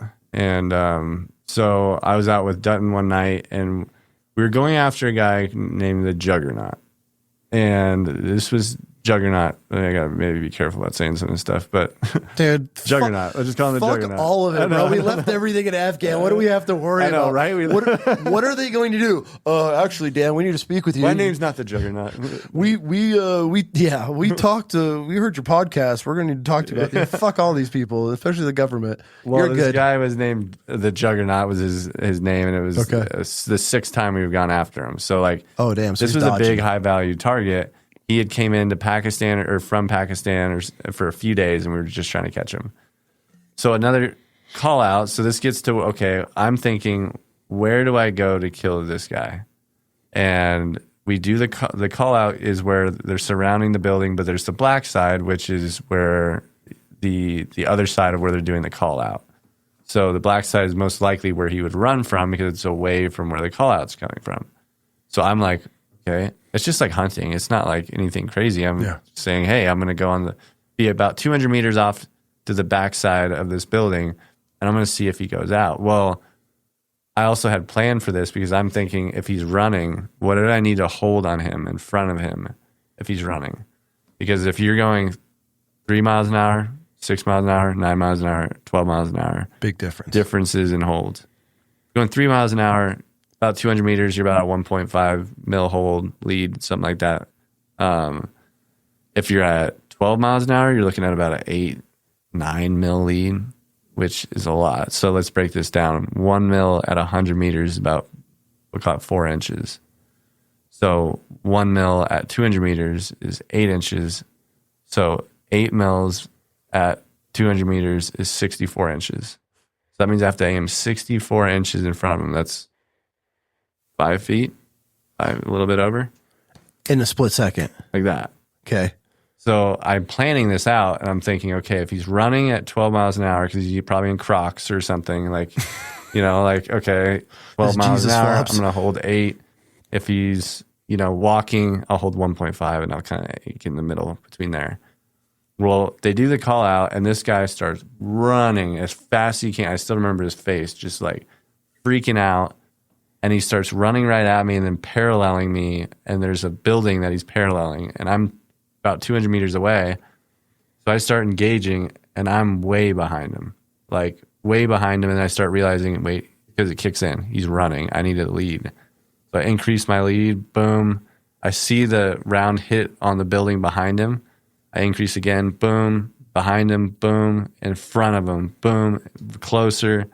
Boom. Behind him. Boom. Clipped him. And I put him on the ground, and he takes one big breath and puts his head over this little wall on the ground. It's like just a little barrier. I see his wall pop out, and he just takes one breath, and I right in his head and goes down. And I'm just like, holy crap. And then about a second from there, let's call it 5-10 seconds, another guy comes out around the corner, and he's got something wrapped in his hands like it's a baby. Like it looks exactly like he's carrying a baby. And I was just thinking, that was the first red flag, which they teach you this in sniper school about advanced. Them dudes ain't carrying babies. What? Not that part, but they teach you about red flags, like your advanced situational awareness. Like, okay, your first red flag is that why would he be carrying a baby through this combat zone? I wouldn't take my kid where there's, and it wasn't just me shooting, there was other people shooting too. Yeah. So I was like, okay, well, let me zoom in. And so I zoom in on his blanket, and it looks like something's coming, but shooting from there. And that's like the second red flag. Like, what is that? And then I shine my laser on it. This is nighttime, right? All my missions are nighttime. And I get this glint of like a barrel coming out. And he just kind of like steps over the dead guy that I just shot. And I was like, this is weird. Like, this guy isn't carrying a baby. And I was going to be walking into a building within a few seconds. I had to make a split-second decision. Do I shoot him, or do I let him go into that room?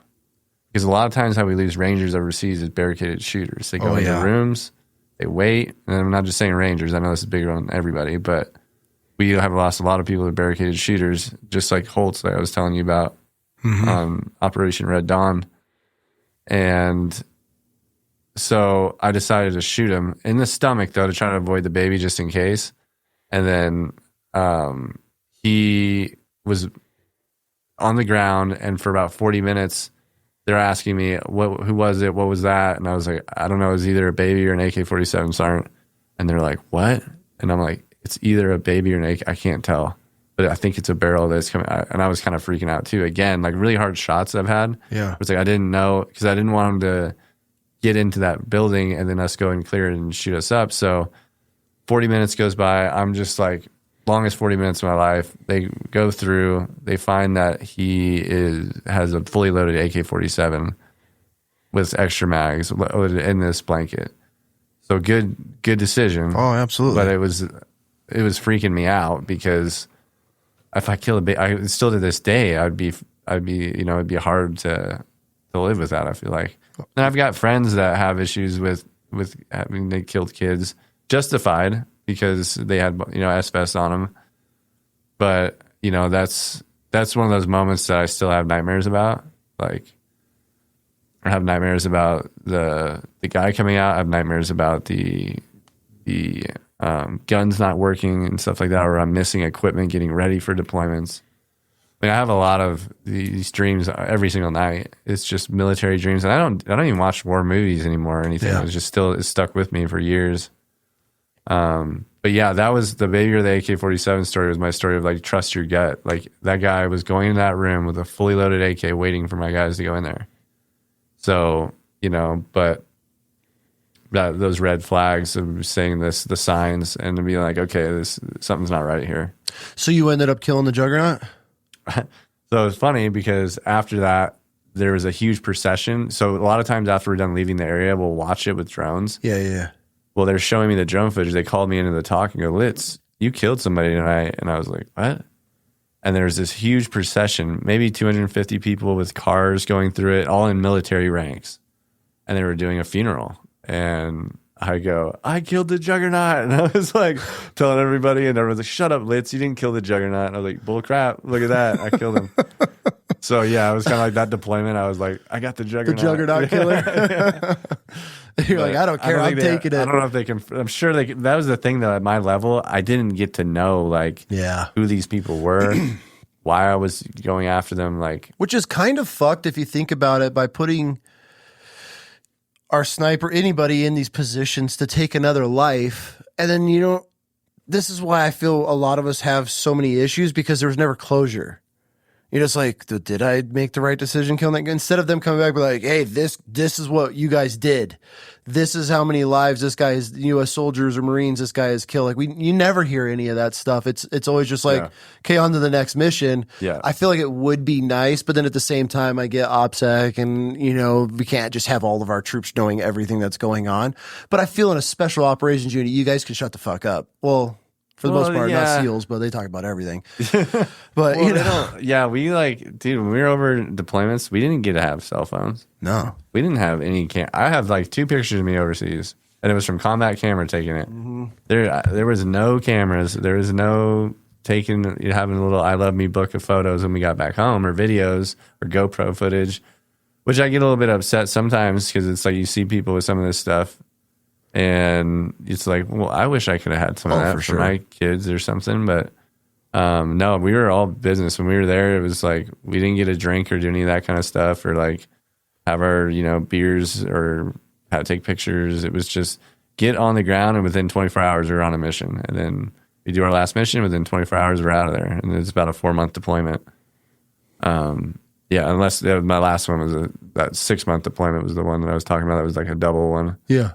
Which I know that's not that. A lot of people do 18-month deployments, so it's still a short deployment. But yeah, to me, it was a longer one. Yeah, 4 months would be nice. Yeah, 4 months would be nice. Just tear a bunch of shit up and leave. That's how it was, man. It was literally 4 months of just get your Ranger on and then get out of there. That's nice. Yeah, it was. They treat us pretty good. Even our housing was pretty. I mean, they were Connex buildings that were done up, so they were kind of nicer. Our chow halls were really nice on Kandahar. I don't know. They took care of us. I know a lot of guys that, I know that we help at the Ranch Foundation. I hear their stories, and it's what did you do? And it's hearing some of the stories of patrols, day patrols. And I never had to do a day patrol, and deal with IEDs. I had one IED go off. My medic in front of me, Doc Powell, he got blown up on that 3rd deployment. Stepped on a mine right in front of me, and he lost both of his legs, and they actually ended up parading his leg around the village, and we were going to go in to get his leg, but there's so many IEDs, they decided not to have us go back in there. How close was he when you stepped on the mine? I was probably not very close, 40 meters, but it seemed because it seemed like it was close. I just see this big go up in the sky, and I was like, what the hell was that? I thought maybe they breached or something, and I was like, And then I just see her dog Powell just in the middle of the night scream his head off. And I was like, and that was my first IED I've ever experienced. And I was like, oh my God, that was mine. And then we started pulling security and we're realizing that there's like an ammo can off here on this trail. And I'm like, what's an ammo can? And you hear about them putting stuff out. And I start realizing we're in like a minefield. Like there's traps everywhere. And so we're just told to stay put. They come and pick the helicopters right where they dropped us off. They come pick us up because they were just, the whole place was rigged to blow. Damn, dude. And we were going to go get his leg. This town was parading this dude's leg around like a war trophy. They had it on like a stick or something in town and they put it up on like a flagpole. But I didn't get to see it or anything. That's just what our first sergeant Barrett was like. He's like one of the toughest first sergeants I had. And he was going to have us go in and to get his leg back. But they turned it down because it was just too risky. Can you imagine losing dudes trying to retrieve a guy's leg? Dude, I know, but it was really humiliating having his leg. Like, they're just like, yeah, we got this America. It's like, oh, we can come in there and destroy you guys if we want to, but we're going to take it easy. So you call it JDAM in on. Exactly. Like, you have no idea what we can do to you guys right now. Put a 500-pounder right on the heel of that foot, and that would have solved that village. Yeah, I've seen a couple of 500-pounders shot right in front of me. It had some like rocks sprinkled on me from the blast and stuff. What's that like, being on the ground when a 500-pounder hits? Yeah, I mean, for me, it was about 1,000 meters away. We were one click away. You got to be a click away. And there's this building that was ready to blow. What do you call it? We called it like Bosco. I forget what the code word is, but it's when you realize that, or landslide. You ever heard that term? No. Yeah, that's where the whole building's ready to blow, and it's like, get out of here. Okay. So we had snipers on the roof, and they called landslide, and they jumping off this like 20-foot roof. And we ended up pulling back a kilometer, and then they brought in the fast movers, and all I remember is just like just two really quick, and then boom, boom. And yeah, then you just, maybe 20 seconds later, you're getting hit with rocks and stuff a kilometer away. So that's one of two times, I've seen those go off. And it's supportive for sure when you see that you have that kind of firepower behind you, like watching your back. That's why I didn't feel scared too much when I'd go out, because I had everybody in the sky. We had planned everything. It's nighttime. We're all sneaky with our night vision. That's what I try to tell other people that are like, oh, I don't do anything cool like you. You're a ranger. I'm like, dude, you did a day patrol in Iraq. Yeah, like some of those Iraq stories you hear, or just any of the stories I hear of doing convoys and like route clearances. We had a guy that's been doing route clearances in Iraq. That was like insane stories. Yeah, just taking that. Dude, I have the funniest night raid story. Well, I have a bunch of them, but it was like one of our first like official, we get to go out and I get to take my squad, my little fire team, and we got the Iraqi army with us. And this one Iraqi soldier, he's one of the largest human beings, like as far as just big. And then his head was so large that they found the biggest Kevlar for him, and it looked like a little like yarmulke on his head. It's like a mushroom. It didn't fit, and he couldn't get it. His head was so big he couldn't chin strap it, so it just dangled. Anyways, we go and we get the house. We're gonna go in and we gotta go detain everybody in this house, and they want us to be all like recon and shit. And we get in, and there's a light on in the kitchen. And so I come along the wall, and I got this giant ass, like 7-foot Iraqi dude. I got a picture of him. We called him Tiny. It was his call sign. Go figure. And anyways, I flip my MVGs up because we're going to like peek in this window. Well, I didn't remember how far they stick out of the helmet. So as I'm coming up, right as I like make eye contact, dude, I'm just like scrape the mounts on the glass from it, because he's like kind of holding me, and all these people, these Iraqis, are sitting at this table like doing some game, and they all just and turned, and he's kind of like holding me, and I'm on this windowsill, and I just make all this screeching noise on the window, and I just stare straight out like, get the fuck on the ground, like start yelling. I didn't know what to do. So we all go running in. Nobody was even there that we needed. It was the biggest shit show, but I blew the whole thing by scraping my MVGs on this window. I was like, sounds like a funny like meme video to make, like this. literally on this window. I was like, and this is why I belong in a mechanized vehicle with heavy machine guns. I was like, I'm not made for this. Yeah, it was one of those nights. We were dying. Like, I'm laughing. My boys are we're laughing so hard. We'd always make the Iraqis go in first just in case it was like fortified or anything. Like, well, we could waste them first. And so, yeah, they all went running in and detained everybody, and nobody was there we were looking for. It was a big shit show. So, but yeah, middle of the Nighttime night. ops are it's tough to get used to nighttime stuff. Like just walking, like Depth through fields and perception. stuff. Yeah. I mean, fucking aqueducts, those little irrigations, you go to jump over them and you. Oh, then you didn't realize you didn't jump far enough. Yeah, you end up on your face and your MVGs smashing your eyes. We lost a grenade one night. One of the guys fell in a ditch and lost his grenade. Dude, our gunny at the time was the biggest piece of shit. But where he fell, our house, because everything, we'd go set ambushes in the palm groves and wait for people to walk and stuff in the middle of the night because they were going down to the palm groves and digging up their caches, and then they'd rebury them. So we were just waiting, doing all that dumb shit, just freezing your ass off all night. But his name was Eckenrode. We've looked for this because this kid joined the Marine Corps because he saw a commercial of the obstacle course, and he's like, "That's what I want to do." Told the recruiter, "I just want to do the obstacle course." That's his thing, huh? He was one of our smallest Marines in the battalion. He would drink 30 beers in a night, and he would be blacked out drunk the next day. We would have to. He would come out in formation, jeans, a Marine Corps boot, a sneaker on, and like a flannel or maybe his blouse, like that drunk from the night before, where we would be dressing him. He would get in formation, and this dude would run 3 miles, do the pull-ups. He would just blow through. We would have him our gunny would march us in formation because he was so drunk he couldn't walk on his own. So we'd have to hold him up in formation going to work. Anyways, this kid, he ends up getting out of the Marine Corps and disappears. We've been looking for him for years. Nobody's heard from him. We've checked all the hospitals, all the records and everything in his last known location. But damn, what was I going to say about that kid? What was I saying? Just lost my train of thought. Eckenrode. What did Eckenrode do? Oh, the grenade.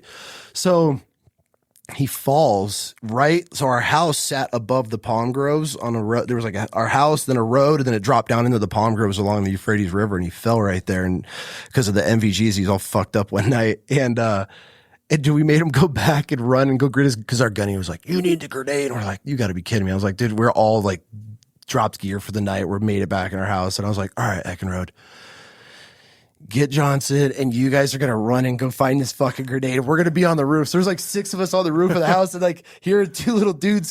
They go running in there, the shadows running through the town. They go down in the palm grove and disappear. We're trying to watch with our MVGs. It was one of those, if they got caught, they're fucked moments. They come running back, and I'm like, "You get it?" And he holds the grenade, but yeah, dude, all from an MVG, from falling in a ditch because nobody had depth perception. But yeah, MVGs are interesting to get used to. Would he got in trouble if he didn't go back and get the grenade? Dude, our gunny would have burned him. Yeah. He was that type of dude. Yeah, our gunny was the dude. He went on one patrol, and I think we were there for months. He went on one patrol the whole deployment. He was just a coward. It was his first deployment, and he had to do it because he was such a turd. And then he had to do that deployment to get promoted. So he just sat in the COC upstairs the whole time and just. Did you come in at night and freaking from a patrol middle of the night, you're done, 3rd patrol of the day, you'd come in, we'd be laughing and joking, just being Marines. And dude, this dude would come down and be like, kick the door open. "You need to shut the fuck up. We're trying to sleep in this house." And I just look at him like, bro, he just sits in a COC drinking coffee all day. And this is our 3rd patrol today. Yeah. We just froze our asses off walking in the palm groves because I was there both times in the winter. And this dude has the audacity and is perfectly the black fleeces that you guys get, yeah. The Army. I've talked about it before. My boy's vehicle went down.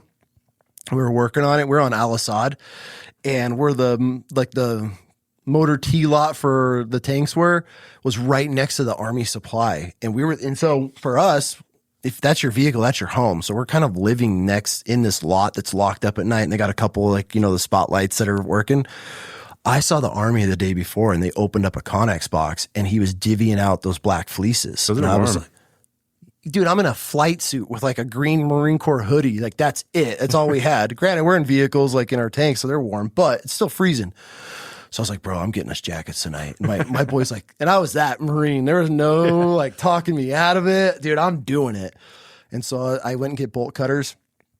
Middle of the night, we're working on his vehicle, and I'm just like, cut this giant hole in the fence. Dude, I walk over the Connex box. Of course, Army doesn't lock shit up. Dude, I go in there, and all the boxes are all stacked, and they all have sizes on them. Dude, I'm just hucking these giant cardboard boxes of Army black fleeces. I'd run back in, extra large. I'm throwing them like another extra large. And so, dude, my whole platoon, everybody had black. Well, not everybody. We left some dudes out, but everybody got black fleeces. I still have mine. It's melted, but yeah, dude, we ended up getting that from the Army. We ended up stealing a bunch of their shit in Al Assad. I don't even know how I got on that story, but yeah, it was one of those things I try to keep warm because it was so freezing, bro. We had no gear. It was miserable.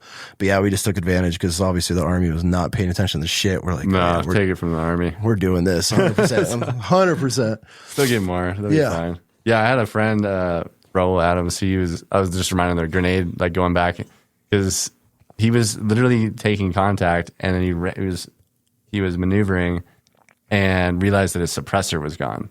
Oh god! And he had to under fire go back and try to find it. I think somebody else found it or something and gave it to him. But yeah, I was just thinking, would a grenade be good? Like, we need to send people back if I lost a grenade? I don't know. He knew where he fell because it was. We were literally coming. You definitely out. don't want them to grab it and use for it sure. us. For sure, we're coming out of the Palm Grove where our house is like maybe 200 yards up the hill. You know, sitting there. So we were right there, but it wasn't far enough where it was like, hey, get everybody geared back up. We got to go look for this shit. It was like, hey, grab your boy and we're gonna get on the roof, fucking run your ass down there. That was probably one of the funniest things to see these two Marines with like no gear, just dipping with FEGs in the middle of the night, just in the shadows, and there they go. We're laughing. You know how it is. Like you just make fun of everybody. Some, like, what are those ISLIDs? You remember the little like flashlights? They're like the IR flashlights. Bro, I was a fucking Marine, dude. Yeah, you're a Ranger. We do not get the Why same don't you tools. guys get more like? What's up with the funding with the Marines? Because like we don't have funding. We get everything that the Army retires. Yeah, but I've never understood that. Because I would consider like Marine infantry like premier from Army infantry. I think like the basic. I would technically consider Marine infantry would be equivalent to like Army Rangers. Really? Without the gear, 100%. Like you mean with the training and everything? Not the training. That's just being able to carry the mission. The training, like. Yeah. That's what I think is separates is the money. I like pissing off Rangers by saying that because Marines will get it done every time, and obviously you guys got the training and the budget and all that goes with it. It's a budget. Because if you can get and I feel like with Rangers you get those guys to go through a little extra suck. It just takes a different type of person to go through that suck, and it's not like we're getting paid much more or anything. For sure, just demanding more from us. Yeah, no, I would not compare Marine grunts and Army grunts. I think that it's night and day. Personally, just because of I think the mindset alone would separate Marines from the Marines grunts. have a very tough mindset of like, I mean, yeah, you guys have the kick down the door if it's in your way kind of mindset. Oh, we're going through the whole house and then through the next one and through the next one to get to it if we have to. I mean, I'm glad I went the Ranger route, but I was like super pumped to be a Marine. I was really disappointed. And then when I went to Army, they didn't let me be a infantry. 0311 is what I guess it would be called. Yeah. But it was 11 Charlie, which is the mortarman. Mm-hmm. And at first I was like, what the hell is a mortarman? And then they were like, they showed me the tube, the 81, and I was like, this is the green Army man that I used to throw away as a kid. Nobody wanted the mortarman. Like, nobody wanted the, and so I wrote my drill sergeant. I was like, Dear Sergeant Franks, what the hell is a mortarman? You screwed me over. Like, you probably laughed getting that letter, but my life is over. It actually turned out I'm glad I went the mortar route for the first few years. But a lot of people go mortars and they go somewhere else. They go to the line or dogs or snipers. So it's like it's a good way to transition. Yeah. Last deployment. So now you've gotten some time under your belt. You got back from your fourth deployment. That's when you went through sniper school technically at that point? Yep. Okay, so but you've already had some time as a sniper, obviously, and which is probably pretty wild to be out there on these missions and everything and knowing a lot of what's going on because obviously you're working with a lot of these guys, but then going to sniper school. So then you go on to your final deployment as an actual sniper. Right. There's 2 sniper schools I went to, though. Oh, okay. What are There's those? The Army Sniper School, which is the one you've heard of, the DA Army Sniper School, and then what's called SIFSIC, Special Forces Sniper Course. It used to be called SOTIC. Okay. Special Operations Target Indication Course or something like that. That's where Special Forces sends all their snipers. So Rangers get a few slots each year to go to the Special Forces one. I got to go because I was a senior sniper at this point. I was a section leader for Delta Company. And yeah, that's where I learned a lot about observation, camera work. We did a lot of stuff with cameras. We got really into stalking. I kind of had shooting down at this point by then, out to 800 was kind of like on silhouette targets wasn't too hard, but the observation point and working with cameras was really cool. What do you mean working with cameras? Yeah, so we get like a Canon 40 SLR, I think it was called. Yeah. And we would be able to set it up, and we'd need to take pictures of all 4 parts of this target compound, right? So for the assault force, so they knew exactly where the breach points were, where the entry points, all that stuff. So we're observing an area, and we'd have to go around, sneak around in our ghillies, set up a camera behind like a bush, and cut out some of the bush so that way the camera can burn through it without any obstruction. And then you would take a picture at night by opening the aperture setting and letting it sit for like a minute, and then take a picture. Yep. There's like ISO settings and different things you can do to get better pictures at night. So we did a lot of that out in the woods, and then we'd have a computer and download everything, send it to the assault force, the mock-up assault force or whatever it was. So you're now almost learning the reconnaissance side of the sniper team. So your job would be to go in. Okay, here's the battlefield, and then relaying everything back. This is where you would come in. So you're kind of painting a more in-depth picture for the ground forces that would be coming in. Exactly. Okay. Yep. Knowing so that when they get to the target area, they're like, okay, well, this is the route's in. Here's maybe a route that is obstructed or can't get in. Maybe there's barricades or something. Yep. Yeah, and the different windows. We need to make sure we mark all the windows and how to mark windows and things like that. Like Alpha is always at the top. That's your like top level windows, and Zulu is like the bottom level, and then in between there is your letters. Yeah. So that's a lot of what we would do. Like when you're trying to engage targets in a building, you would say like Alpha 4. If you're looking at a hotel room, well, you would have a hard time being like, oh, the enemy's in that window over there. Like, what window? There's 100 of them. So you have to designate every row with a letter, Alpha through Zulu, and then you would have each one left to right, 1, 2, 3, 4. Oh, so you're building a grid. Building a grid. Okay. So that way you can go Alpha 4, and they go right to the window. So it's like how you mark things too. But I didn't do a lot of the camera work in combat or anything like that. That was just for the schoolhouse for the most part. But what was the best part about going through that special operations sniper school? What stood out to you the most?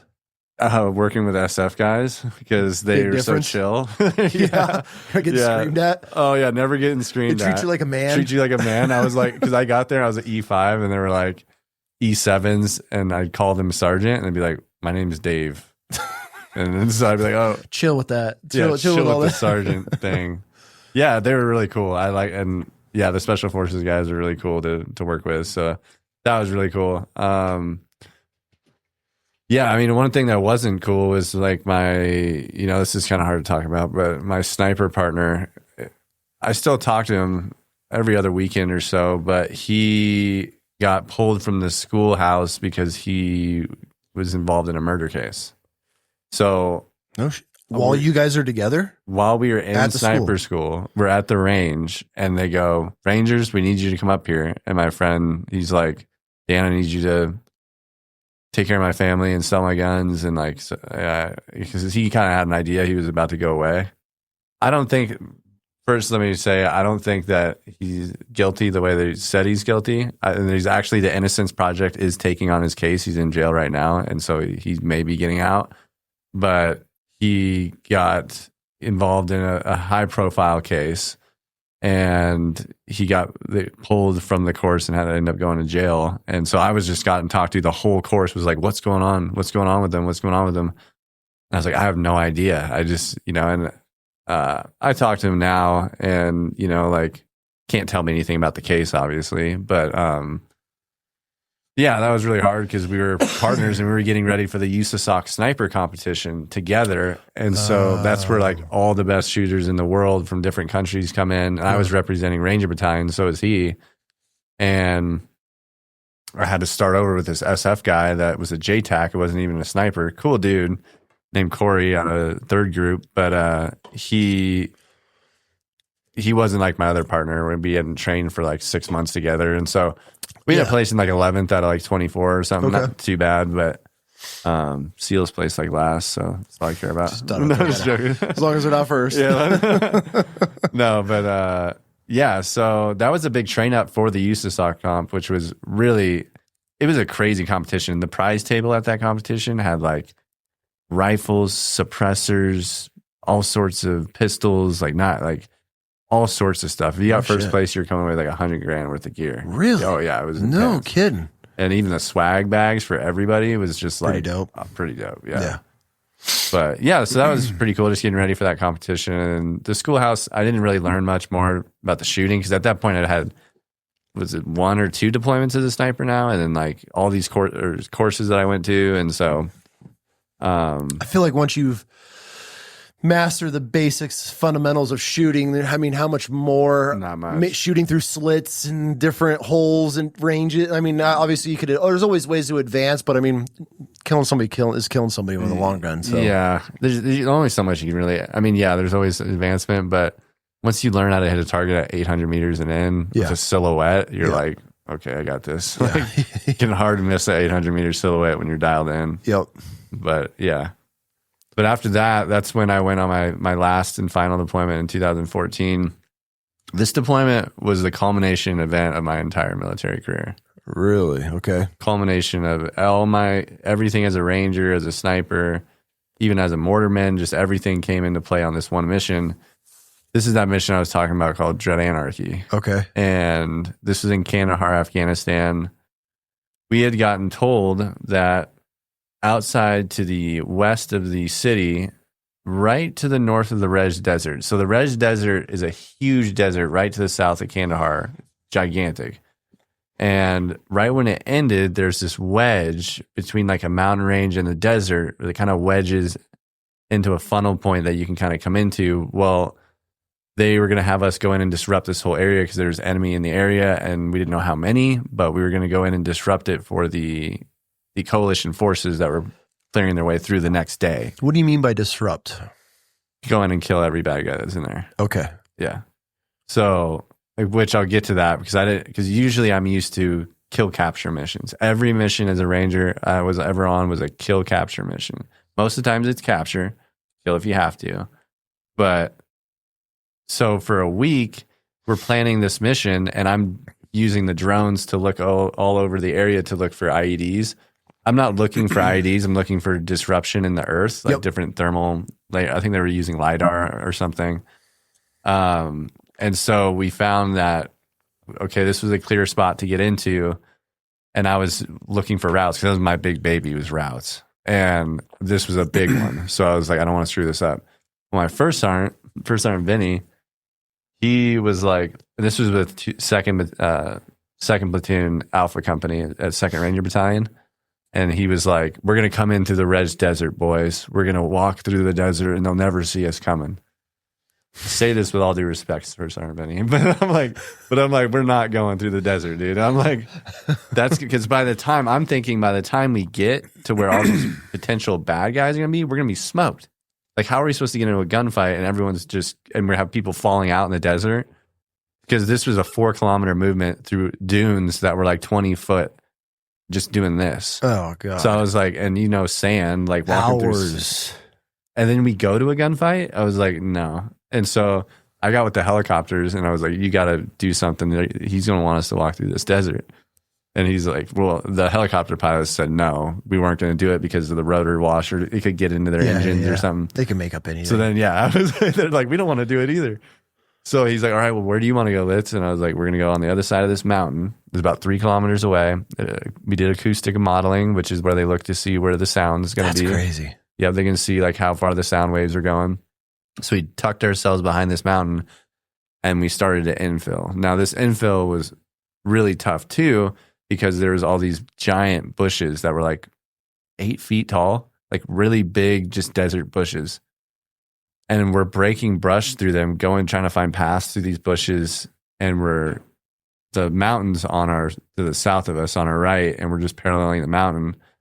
And all of a sudden I see a guy off onto these buildings, and I think we had taken a little short halt, and I was just zooming over there, and I saw a guy peeking around the corner with a ICOM or some sort of motherfucker. Yeah, and I'm like, dude, this reminds me of back in my third deployment. Like, Yep. And so I was like, okay, and I told the PL like, hey, we got a guy calling up our position. It looks like he's got ICOM. He sees us, and he's like, let's just leave him alone. So I'm like, yeah, okay, we'll leave him alone. Not 30 seconds later, the ISR platform, which is the drones, are saying there's 6 movers moving towards your position. They look armed. And I was like, okay, now we got 6 guys moving towards our position.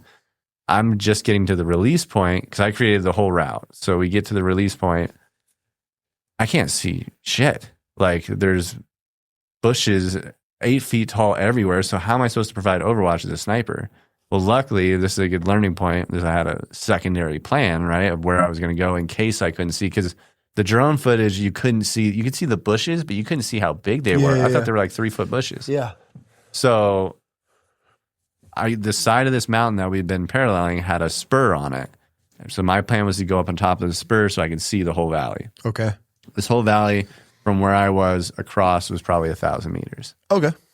And then, so we get to the release point, and the 6 movers are still moving towards our position, and they're sparkling with the infrared. How did this guy see you at night? They don't see us. They're maneuvering. No, I'm towards talking to us. the dude that was calling you. I don't know, because we're making a ton of noise. Breaking through the Okay. bush. All right. I don't know. Like A herd of elephants side Maybe he hilling? heard the helicopter because it wasn't too far from where we landed. So he was like a scout of some sort. He was like early warning system. Got it. Okay. And obviously, I didn't get a chance to ask him or anything, but I was at the release point, and I see the sparkle from the infrared strobe with the 6 guys underneath it. And I was like, okay, that's about 300 meters away. We need to get to the top of that mountain now so we can see these guys. Because I know once we can see them, I can kill them. Mm-hmm. And I'm in my mind just like, we have to get to where we can see these guys.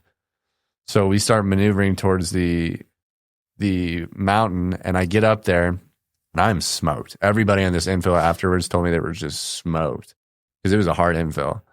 And we got to the top of the mountain, and my sniper partner got up there just before me and was like, Litz, I got 6 guys with AKs and RPGs right in front of me. And I look at him, and I look down, and then I see them with the infrared on them. Because I had been going up this mountain, keeping them to my back, just trying to get to the top. And they were only like 200 meters away from us, maybe 150 meters, like close. And so I get up there and I start calming down because I know we can start shooting these people. And as a ranger, that's like gold. You're like, I'm cleared hot to shoot these guys. So I get up there and I say, Tori, you get the trail guy, I'll get the lead guy on the TIA 2, which I might have not said the TIA 2, but we had trained that enough. Yeah. We do the TIA 2 because it's a 2 is like it's a hard instead break. of 2 1 0, it's like doesn't really like it is a better noise to break on.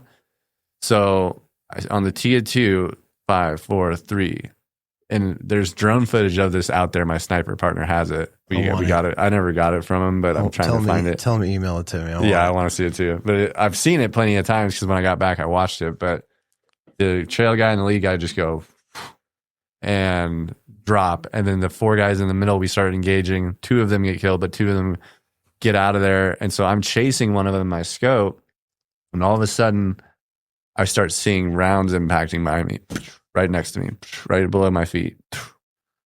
And I realized that they're dialed in on me, some other machine gun or something. It wasn't these 6 guys. I was thinking it was just these 6 guys in the valley or something. There's way more than that. But they had zoned in our position because, not to dog on my sniper partner, Tori, but he didn't put on his suppressor. Okay.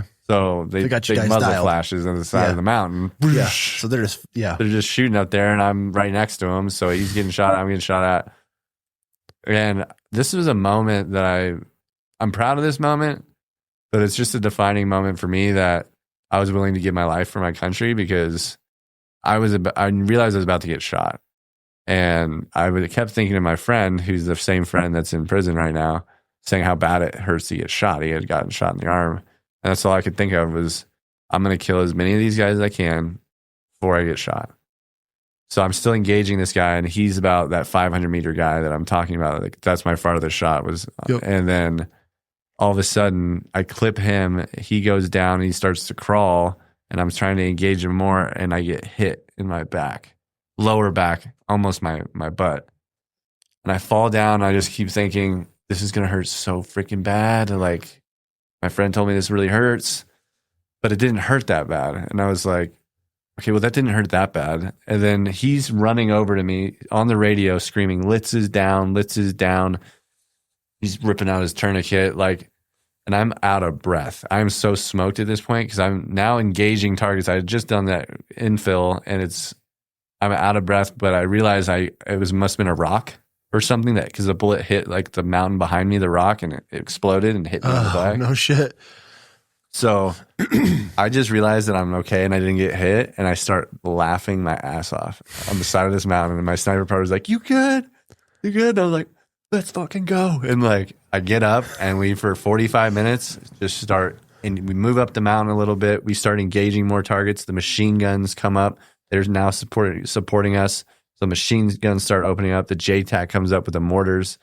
Spectre is shooting 105 shells. Boom, boom, God, boom. how cool The little is birds that? come in and do gun runs on the 4 guys we just killed right in front of us. They did rockets and their miniguns, and I ended up running out of ammunition.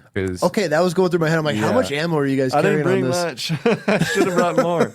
That's like, my old platoon sergeant heard how much I brought. He would have been like, what are you doing? But I probably brought 9 mags, and one of them was a subsonic mag. So it's for like dogs. And Yeah. not that I kill dogs, it's for infilling. Sometimes you have to kill a dog. There's a lot of dogs. There's a lot of dogs. There's a lot of dogs. But yeah, so I had probably 8 rounds of 20, so 160 rounds. And I get down to where I'm realizing my cargo pocket's full of freaking mags, and I realize I have 1 mag left. And I'm like, Tori, how many mags you got left? 1 mag. And I'm like, stop shooting, save your mags. And I start spotting rounds for the machine guns. So I'm looking at, and there's sparkles everywhere of enemy. There ended up being 32 enemy killed that mission, I think. Oh, damn. But there was way more than that. For it's sure. just how many they said that were killed. And I was just spotting rounds for the machine guns, and then the Gustav too, which is the rocket launcher. Yep. Essentially. I was spotting rounds for him distances. So it's like my distance, my target detection, and my distance was something you learn in sniper school. Like, you got to guess distance by eye and by scope. And so I'm like 300 meters. We're a little short. I'm like, add 50 fire for effect, right on target. You know, some spotting rounds for the Gustav, trying to get mortars up and running, but the little birds are flying around, so we can't get the mortars going. They tell me and my first sergeant, they're pinned down in the valley where we had just left from the release point. They never left, and they had got, our first sergeant went into the bushes and got shot in his stomach by a guy hiding in the bushes. That's how we know there's guys everywhere. He gets shot in his mags, like it screws up. His stomach's still a little messed up, but he's doing pretty good. And then our medic got shot in the neck. It went through, so it's not like he didn't die, but so they're like, we got to get the first sergeant out of here. He's immobile. And so they're like, Litz, we can't land. Where I was planning on landing was right where the enemy was. So I had to go off in Afghanistan by myself around the mountain and find a new place to land. So I found this place that was next to some tents. I was like, it doesn't look like a threat. We're good. Went back, said, sir, I found a spot for us to land. We hike the first sergeant over the mountain. Our medic straps himself up, walks out of there. But our first sergeant, they carry him over the mountain to the new HLZ. And at the same time, Apaches are doing gun runs, chasing guys. The Spectre's still shooting. And this was like a 45-minute gunfight. And You killed 36 dudes in 45 minutes? Not me, but Yeah, but your team? 32, I think it was. Yeah. That's a lot. Now there was Spectre was shooting people, and like there was the snipers and machine guns were doing most of the work up there. Yeah, but that many dudes in that short amount of time, I feel like that's a chunk of. Yeah, that's the most I've ever. Yeah, this mission was like, we don't get missions like these very often. Like, it's not like you arrange and you have a mission like this. I was very fortunate, I feel like, to be able to have a culminating event from my career on my last deployment, almost one of my last missions, and be able to get an award for that mission. I got an award for valor, and so did my sniper partner, and so did some other guys up on some guys on the support boat fire with us. What award did you end up getting? It's called the Archon of Valor. Okay. It's like the lowest award for Valor, but I mean, I was Dude, pumped. I was just pumped my platoon put me in for it because nobody wants to put anybody in for awards, and it was just kind of cool for them to recognize that, I guess.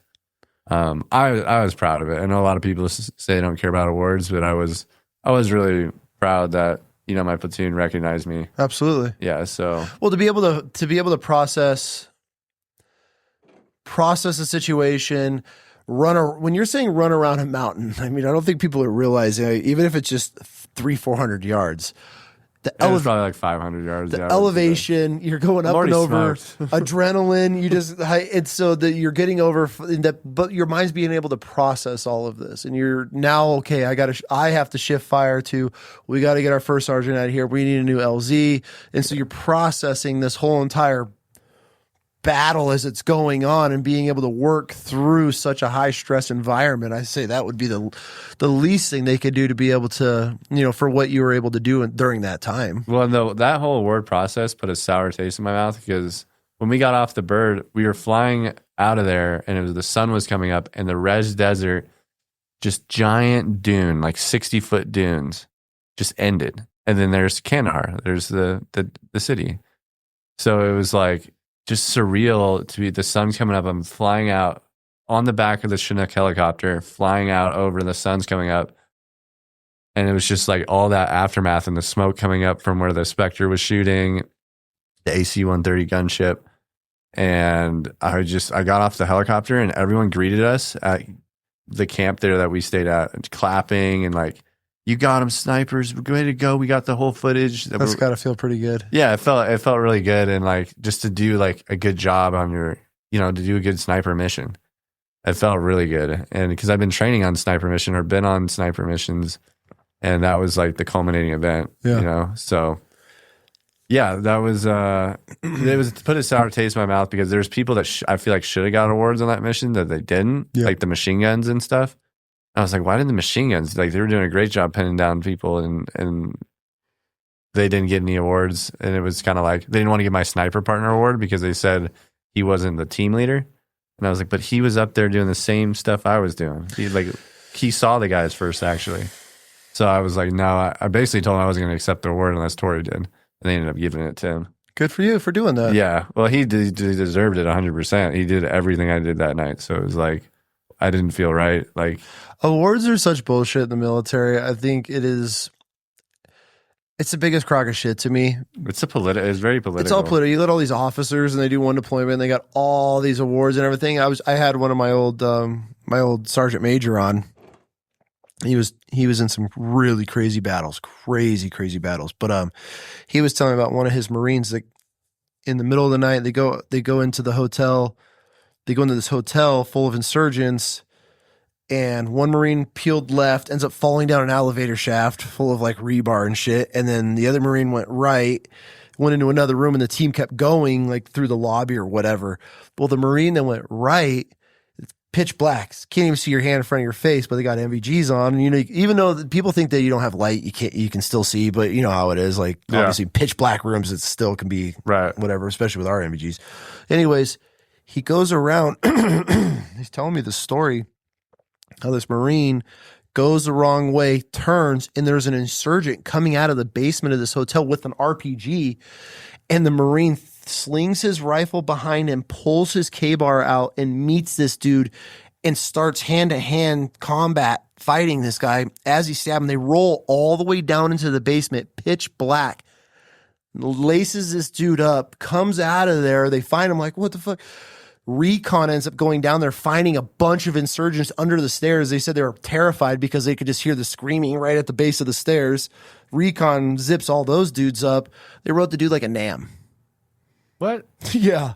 Yeah. So NAM's like, that's like a... The low, like a NAM with a V is probably compared to what you got. Yeah. And so, like, I had a buddy that they read his NAM off. He got a NAM with a V, and it was this...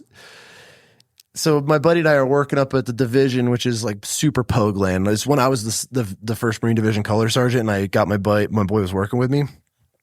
And so he ends up getting his NAM finally came through. And then they'll save up several if there's people around, and they'll do them all at once. And so they're reading all like these clerks NAMs, like for exceptional typing skills and being able to file their paperwork. And so they're reading all like these super pogue NAMs, right? And I'm sitting there looking at my boy, and he's standing there, and this dude's stacked. He's got 2 or 3 Purple Hearts. Like he did the push of Fallujah, like all of it, right? And they're sitting there. Then they finally get to him. They save his last. I wish I had this on video. And they start reading his certificate. And they're like, while taking out 36 enemy combatants, while receiving a grenade, picking the enemy grenade up and throwing it back at the enemy, taking out 6 enemy. Like they're just reading, like hurdle the wall, a machine gun 6. And it sounded like Rambo. They're reading off Rambo's certificate after they just read like these 4 admin Marines NAMs. And then he's just standing there and he gets his NAM. And but it was one of the funniest things hearing how these Marines got their NAMs for like exceptional typing skills and filing skills. And then they finally get to my boy. And it literally, if you had your eyes closed, you would have thought they were reading off Rambo's NAM because of all the shit. Like this grenade come rolling in. He kicked the grenade. It ended up hitting the door frame and rolling back at him, and he grabs another Marine and throws him through like this doorish window, like this port that went out of the house, ended up saving a bunch of dudes' lives, like all in this battle, and he gets like a NAM for it. That's what I realized was like, well, I think there's a political thing where if the people that you're with don't have that kind of award, a lot of times they don't want to give the younger enlisted 100%. 100%. I experienced that a little bit, and I was like, I kind of got into it with one of the sergeant majors and was like, hey, you got a freaking award for doing this. And because he said my sniper partner was just doing his job, or the machine guns were just doing his job. So I go, well, you were doing your job that night. Aren't you supposed to be a sergeant major going around checking casualties? And he was like, kind of told me like, fair enough. And then I think that might have been one of the reasons why they gave the award to my sniper partner. But good for you for fighting for it. Well, yeah, because it was just like, yeah, that whole process put a sour taste in my mouth. I see why people get real pissed at awards. Yeah. It's a crock of shit. Yeah. So you finish up that deployment then, huh? That was my last deployment. I think that was like a month before that was July 28th. So I think I went back home like August 28th to September 1st, something like that. Yeah. So that was, and then I was pretty much, I never deployed again. And then I was pretty much, ended up the career at, actually I went to I was getting med boarded. And I was ended up at 2nd ID, which was an infantry unit down the street from Fort Lewis from Rangers. Yep. That was one of the coolest things I honestly did, was being able to give the knowledge that I had from Rangers and go with these kids that literally just joined the Army that will never most likely deploy. Yeah. Will never get any good training. But I went there and I gave them as much good training as I could. I brought them out to Bull Hill and they did training exercises out there and stuff. That's cool. And then they let me leave to start Bull Hill. So I was only there for like 6 months, and then I got med boarded out, left 6 months before I actually officially got med boarded to start Bull Hill. This was when we were meeting at this point. You were fresh. This is exactly when that was going down, yeah. Yeah. Yeah, when we went out to Vegas. And well, dude, because you and McConnell told me, you guys are the ones that started that whole thing. Because you were like, dude, you should start a school. And I was like... And I was like, you think I could? Like, I was like, yeah, and I was like, and you're like, yeah. And then I was like, and then Steiner gave me like $3,000 for that. And I was like, I can make money doing this? Yeah, I remember it was at a Dodgers game. He paid you $3,000? He paid me $3,000 cash. And I didn't have to pay for like, all that stuff was paid for that you guys had, right? Like all the equipment. Yeah, he only paid you $3,000 for that whole thing. I was pumped. Yeah. But, what a motherfucker, I know, bro! It really, realistically, is something like that. $20,000, easy, yeah, for sure. But 100%. Well, he had obviously invested a lot more in the Bull Hill and stuff. But yeah, so that got me into believe again. Like you helped me believe in myself. I appreciate that because got to start that whole venture, and which was a great. Bull Hill was an amazing experience. The family out there, the Guillaminos, amazing family. Yeah. And, I was just going through a really, this kind of goes into the end of the military career and into, more of me going through PTSD. Yeah, which is where I want to transition into, because obviously you've done a lot while you were in 4 to 5, technically 6. You're combining 2 together because you got extended or whatever, but you got 5 deployments in, seen some shit, done a bunch of shit during that time, and then all of a sudden now you're out. And this is where I feel a lot of veterans have a hard time, because that, I'm not speaking for you, but that was your identity from as a child, wanting to be, you know, in the military. Then you finally get your goal. You become this mortarman, then transition to becoming a sniper. Then you end up going on one of your last missions, which was probably one of the craziest missions you were ever on. Save lives. Ended up being able to think and just be able to, you know, process this whole entire battlefield and got guys out of there, rerouted the birds for a landing, and then before you know it, you're on a med board and you're on your own. And that's where I feel a lot of guys, there's no help for, hey Dan, you walked up and shot a dude square in the face, like let's start processing this. Instead, they're just, thanks for your service, have a nice life. There is no any psychologist that ever after any mission where I engaged the enemy came and talked to me. There wasn't Never. There's a chaplain available, but it wasn't like never came to me and talked to me. It was just I was out the next night on another mission, and that was it. Like, and when I got out, well, the reason I got med board was actually because I was going to Delta Force selection called Combat Action Group CAG. Had my packet in to go, which is where a lot of Rangers go, and like that's kind of like our big brothers. That's where you go if you want to take it to the next level. And I'll segue into this, but my friend had told me right when I put in my packet to assume that I was being watched. The same friend that got me into snipers that went to CAG later. He's like, assume you're being watched right when you put in your packet. So there's that. I'll shelve that for now. But I went to go put in my packet, and then they came back and said that I couldn't go through because I have an autoimmune disorder, psoriasis, and it flared up during Ranger School. I never had it before, and Ranger School like really screwed me up. I had it all over my body. It was terrible. And I had to take this injectable medication, steroid, to be able to make it, and it worked. But because I was on that medication, they said I couldn't deploy on it because that medication you can't deploy on because you have to get it, like freeze it, and you have to keep it, whatever. They just denied my packet. And at that point, I was like, what am I going to do? Like, I don't want to just, this was the next step. Yeah. And so they offered the med retirement. That was an option. And I went to my medic and I was like, hey, what do you think I should do? And this was Doc Cooper. And he's like, you should take the med board. There's a lot of benefits to that. And I was like, really? And he's like, yeah. And so I decided to take the med board, got out, and that's what led me to Bull Hill, which was great at first. Like, I didn't have issues with PTSD at first because like you were right there when I was getting out. I was fine like during that time. Yeah. I didn't have any issues, but slowly the seclusion where I would seclude myself and I would do more drugs and alcohol. I was big into alcohol, drugs I was experimenting with, and like cocaine, stuff like that. And I just started not wanting to like see anybody, and I started becoming suicidal where I didn't want to be here anymore. And I started slowly looking at my pistol, and then I started taking my pistol and like loading it and then putting it to my head and then kind of like putting it down and like putting it in my head and put my finger kind of on the trigger just lightly, and then taking the safety off and putting it back on and just kind of like messing around. And this wasn't just one day. This was like gradually over years. I would slowly start to kind of like get drunk and look at my pistol and just kind of think about killing myself. And so one time I'm up at Bull Hill, and everything's going great, by the way. And I don't want to glance over the Giglaminos. We're an awesome family. They let me into their home, into their family, and let us use all the Moses Range where we shot the mile. Yep.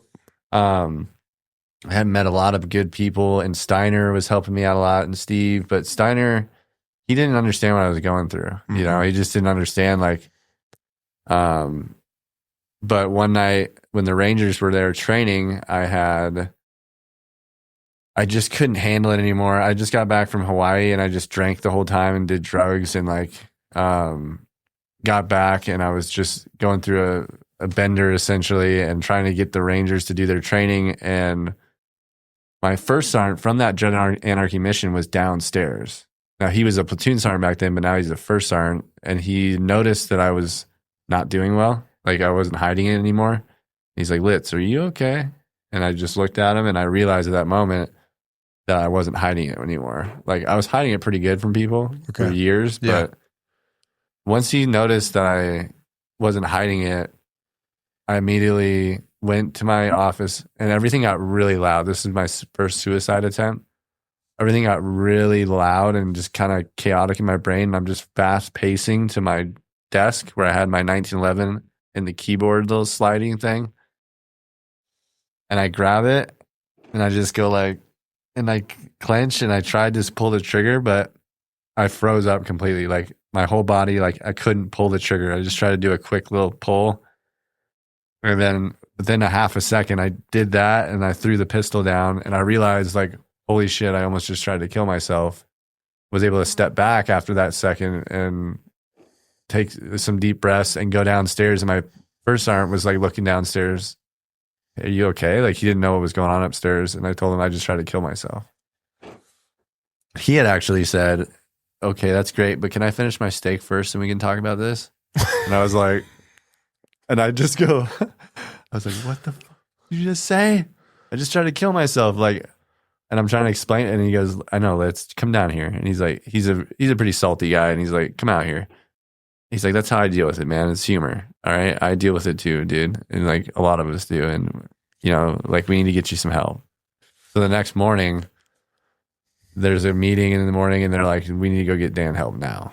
And so I left and I went to Spokane to meet up with some friends that were going to take me over to Seattle to fly to Texas to go to Camp Hope.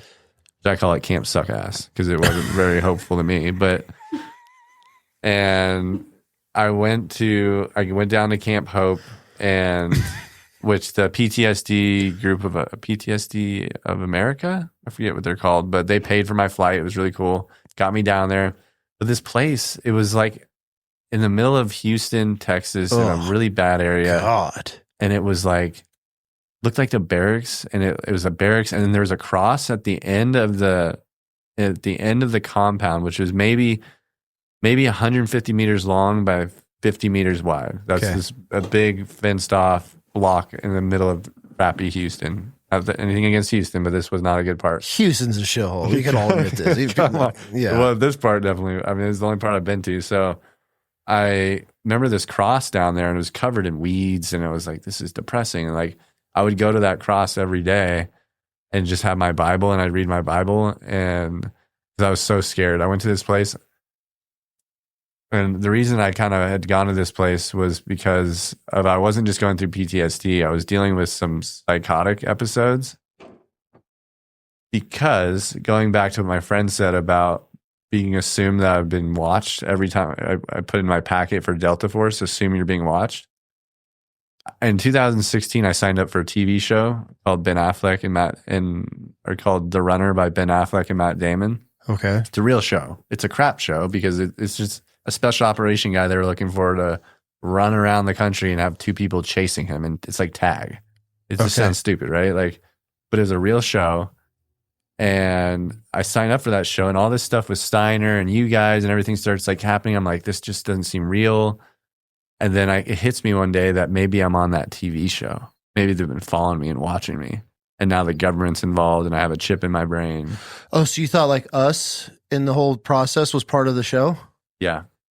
Really? Yeah. I didn't know this. Yeah, no. I didn't know if I wanted to talk about it. You thought I was like a plant for a while? I like thought a spy? everybody, even my friends and everybody was in on it. No shit. Yeah. What year was this? This was started in 2017-ish. Okay. To about 2023 was my last episode. Damn, you battled that for years. Yeah. Now it's Psychosis is what it is. For sure. It was started from real things, like real events, like the Delta Force. Assume you're being watched because they'll watch you right when you put it in your packet. They'll come into your house and watch to see how you act in society. And then the TV show, like I really signed up for that TV show, and I was like, I was in really good shape getting ready for Delta Force. I was met their criteria. It was weird I didn't get a call back, and so I thought maybe that was part of like all this stuff happening. Okay. And in my mind, I just with the combat and everything happening, I started to think that I was on a TV show, a literal TV show, and that they were following me, and I'd come in and out of that psychosis. And I was just really confused. I didn't know who to believe. Like, do I trust my friends, family, the government, God? Like, I didn't really have God at my time in my life. So that was when I led to me to that porch, when I was on the porch, and I was like, what am I doing, God? Like, what's going on here? Like, I'm not on a TV show, but none of this makes sense. and God said you need to leave and start a healing ranch. And this was the first message I've ever gotten from God. And I believe the suicide attempt was God stopping me from pulling the trigger. And you're not a religious man prior to this. No. Did you grow up in a religious nothing? I hated church growing up. Yeah, I didn't like going. I believed that there was a higher power. Okay. But I never explored it no. So but you were a little God conscious at this point, or you're just like, okay, yeah, I knew there was something going on with like God. I just didn't know. I was listening to like the devil was tricking me with the TV show stuff and all that. It was like the devil's tricks. And then God was trying to get me to leave the ranch because I had to go start a healing journey because my purpose isn't to shoot guns. Got it. It was back then. Yeah. But now I had to start a new journey, and that was to help veterans with the Ranch Foundation. So that's what started the Ranch Foundation, was God saying you need to start a healing ranch to help veterans with PTSD when they get out, and psychosis as well. But veterans that struggle with that transition process and getting into certain modalities and even getting into medications, and things like that, or supplementation. That's what I wanted to do. So I left the ranch and I started. The first thing I did was I went to a music shop. Hold on, pause. Yep. You skipped over 4 years of psychosis, PTSD chapter. That's where I'm at right now. Okay. 2018 is when I left. So there's 4 more years starting from 2018 to when my last episode was. But you didn't have the epiphany of the ranch project till 2018. Okay. Oh, that was 2018. Yep. But you still battled this whole entire time. Yeah. Okay, I'm tracking now. Sorry, didn't mean to interrupt. I thought because I want to paint this picture of what veterans are going through afterward, because there's it's one, a lot of guys don't like to talk about it, and I appreciate the guys that do, just because it helps people realize. And there's a lot of people out there that are still struggling that might be able to realize that I don't want to skip over this chunk of your life, because it's a pivotal part of your life. I mean, this is the biggest one. Yeah. Yeah. Yeah, well, because I had TBIs when I was in 2, I got knocked unconscious 3 times, and there's serotonin. There's my serotonin levels were all out of whack, and just like the chemicals in my brain were out of whack. And I was drinking a lot and doing drugs, and like I didn't know what was the problem, but I knew I needed to leave that environment because it was a toxic environment. For me, it was very toxic. Yep. And that's when I first started. I went to the music shop and I got a guitar instructor named Joe Brash. Still do lessons with him every Monday. And that helped me get into music therapy. I started working out, like really getting into working out at 5 a.m., like getting back into my regiment. That was a huge thing to get my mental health back on track. Started doing yoga, hot yoga. That was hard to do because it's hard to do. Things that are hard to do build resilience and makes it easier to do other hard things. Yep. So I was doing hard things and getting into jiu-jitsu. I got a scholarship with We Defy Foundation. I went to Boulder Crest, which is a great organization that helps veterans, merging vets and players, where they get people together that are veterans and pro players. Like you name it, I tried it. I went on a journey to Maui with a shaman, and at the beginning of this, where I met a lady on a plane it was definitely an angel, like for sure an angel, and she still is. But she sat next to me on a plane that I was struggling with coming back from Maui, doing drugs and alcohol, and just like I was in a really dark place. And she sat down next to me, and something told me that I needed to talk to her. Something said, you need to talk to her. And I wasn't in the mood to talk to anybody. I was sweating. I was profusely sweating. I was going through alcohol withdrawals. Like, it was bad, dude. And so I was not in a bit. Yeah. I started talking to this lady. I'm like, well, why are you here? And she says, something told me to come to Hawaii because there's a group of people I need to help. And I was like, what? And I got the chills. Like, I get the chills thinking about it right now. And I started asking more questions. And she's like, yeah, I feel like there's somebody here that I was supposed to help, but I didn't find them. And now you're sitting now next I'm sitting to her. next to her on the plane. And for 5.5 hours on the way back from Maui, she's doing meditations. And I'm sitting like this in the chair. She's sitting like this next to me. And I'm talking about the stuff we were talking about in combat. And people around us are looking at us like, what is going on? And we got done with that. And we landed in Seattle, and she's like, what do we do now? And I said, I have to see you again. Like, I have to work with you. And she does work with people all over the world. She lives in South Africa now. And so we met back in Maui for a week. And that's where one of the biggest healing things I did was meet with her and do trauma release therapy for a week in the jungles. It was very woo-woo, it was very meditative. Explain. What's woo-woo? Like she would have me go into this field and like go into this room and look at and pick up a baby and then go into some of the trauma like when I was a kid. And then I don't remember all the details, but I would shake like profusely. Like I would just convulse and shake. And then I would start laughing and I'd start crying and I'd be sad, I'd be happy, like all these emotions, and I'd be shaking. How is she getting you to this point? It's all mental? Mental meditation. Like, okay. Yeah, it's like I got my eyes are closed and she's sitting there and she's having you draw the picture in your mind? Draw the picture.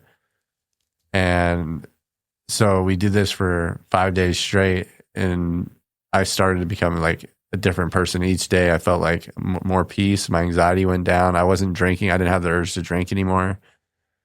And I came back a way different person, but the problem was I went back into drinking and stuff like that. And so I lost some of that enlightenment that I felt like I had. Okay.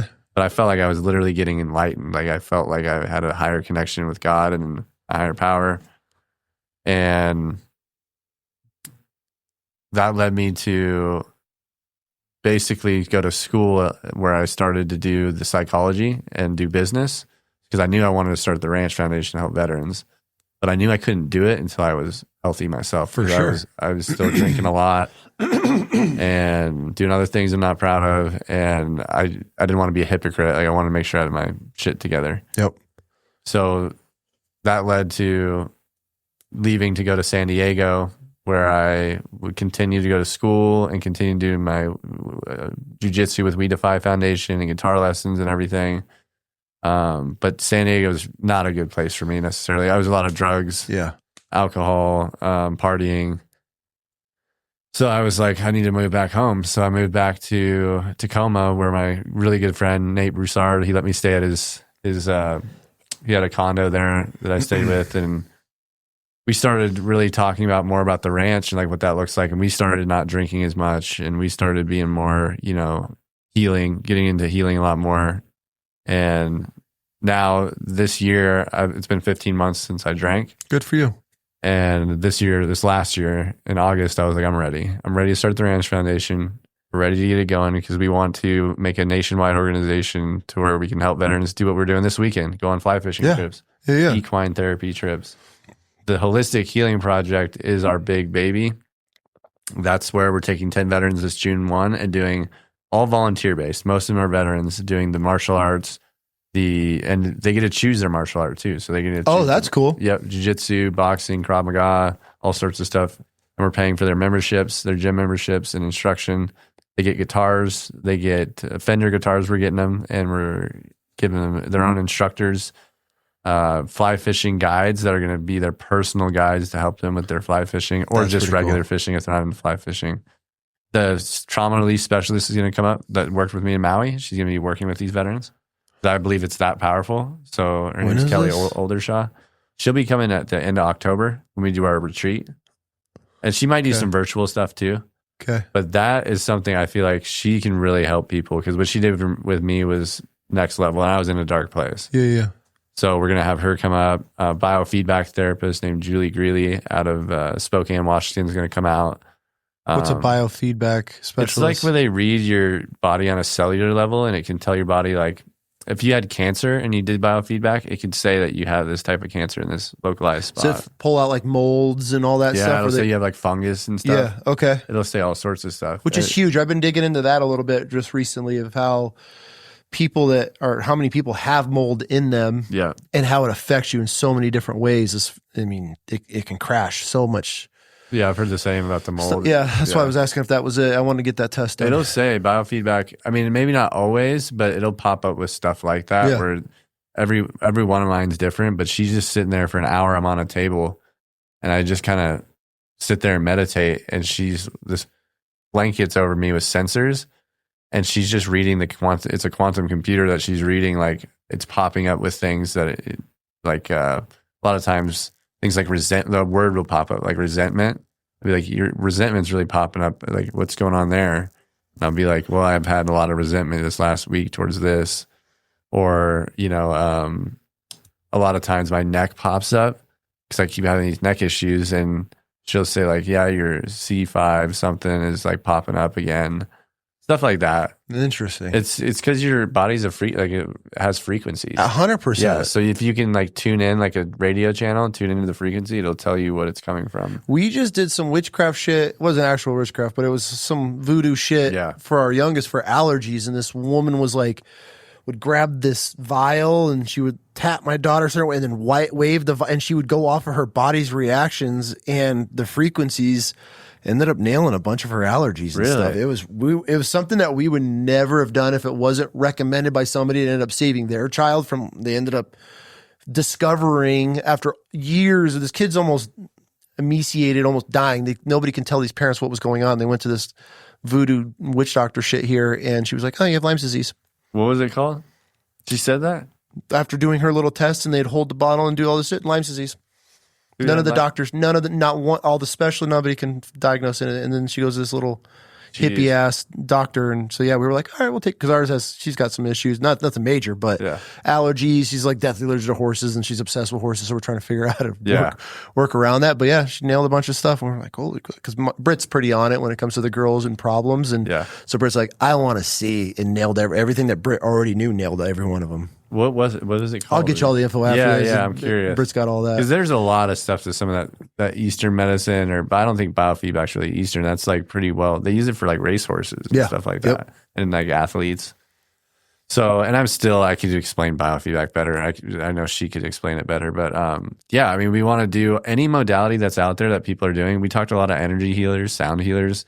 We want to bring them in to be able to offer their space virtually, like as a group setting to our 10 veterans. And also at the retreat in person, we're going to have like time slots with all these different things for a week. And the idea is to give these veterans some modalities that they can use outside of the program or the journey. We call it a journey, not a program. That they can, just like how I use guitar. I play guitar every day. It's one of my biggest healing modalities. Or if they are into martial arts, or if they want to continue doing biofeedback therapy and trauma release and stuff like that, they're opening the doors to some healing. And that's just what we're trying to do. It's really just, I went on a journey. We're just trying to help people on theirs, because now I'm in a really good mental health place. Yeah. And I struggle sometimes with stuff like anybody else, but I was in a very dark place where I wanted to kill myself many times. And a lot of it had to do with my, I don't know if, we talked about my ex-girlfriend when I was getting out. You had some drama. I had some drama with the ex-girlfriend. I remember. We didn't get deep into it, but I remember you had drama. That was a huge part of like the suicide, because I was with her for 7 years in the Army. She went through all my deployments with me on most of them. And we had kind of separated. But she had moved to Ireland to go be there, and we had kind of separated, but I always thought she'd come back. And she came back and said that she had met some guy over there, and I didn't think much of it. And then she tells me that she's going to stay over in Ireland and be with this guy. And I was dealing with all this stuff from getting out. And then I lost my 7-year girlfriend to some guy in Ireland. I literally was getting on a plane when I was in psychosis. Some of these episodes led to some severe walking in the woods for a few days by myself, like in the middle of nowhere, or trying to fly to Ireland to go find her. Like it led to some You flew to Ireland to go find her? I was getting ready to I was at the airport.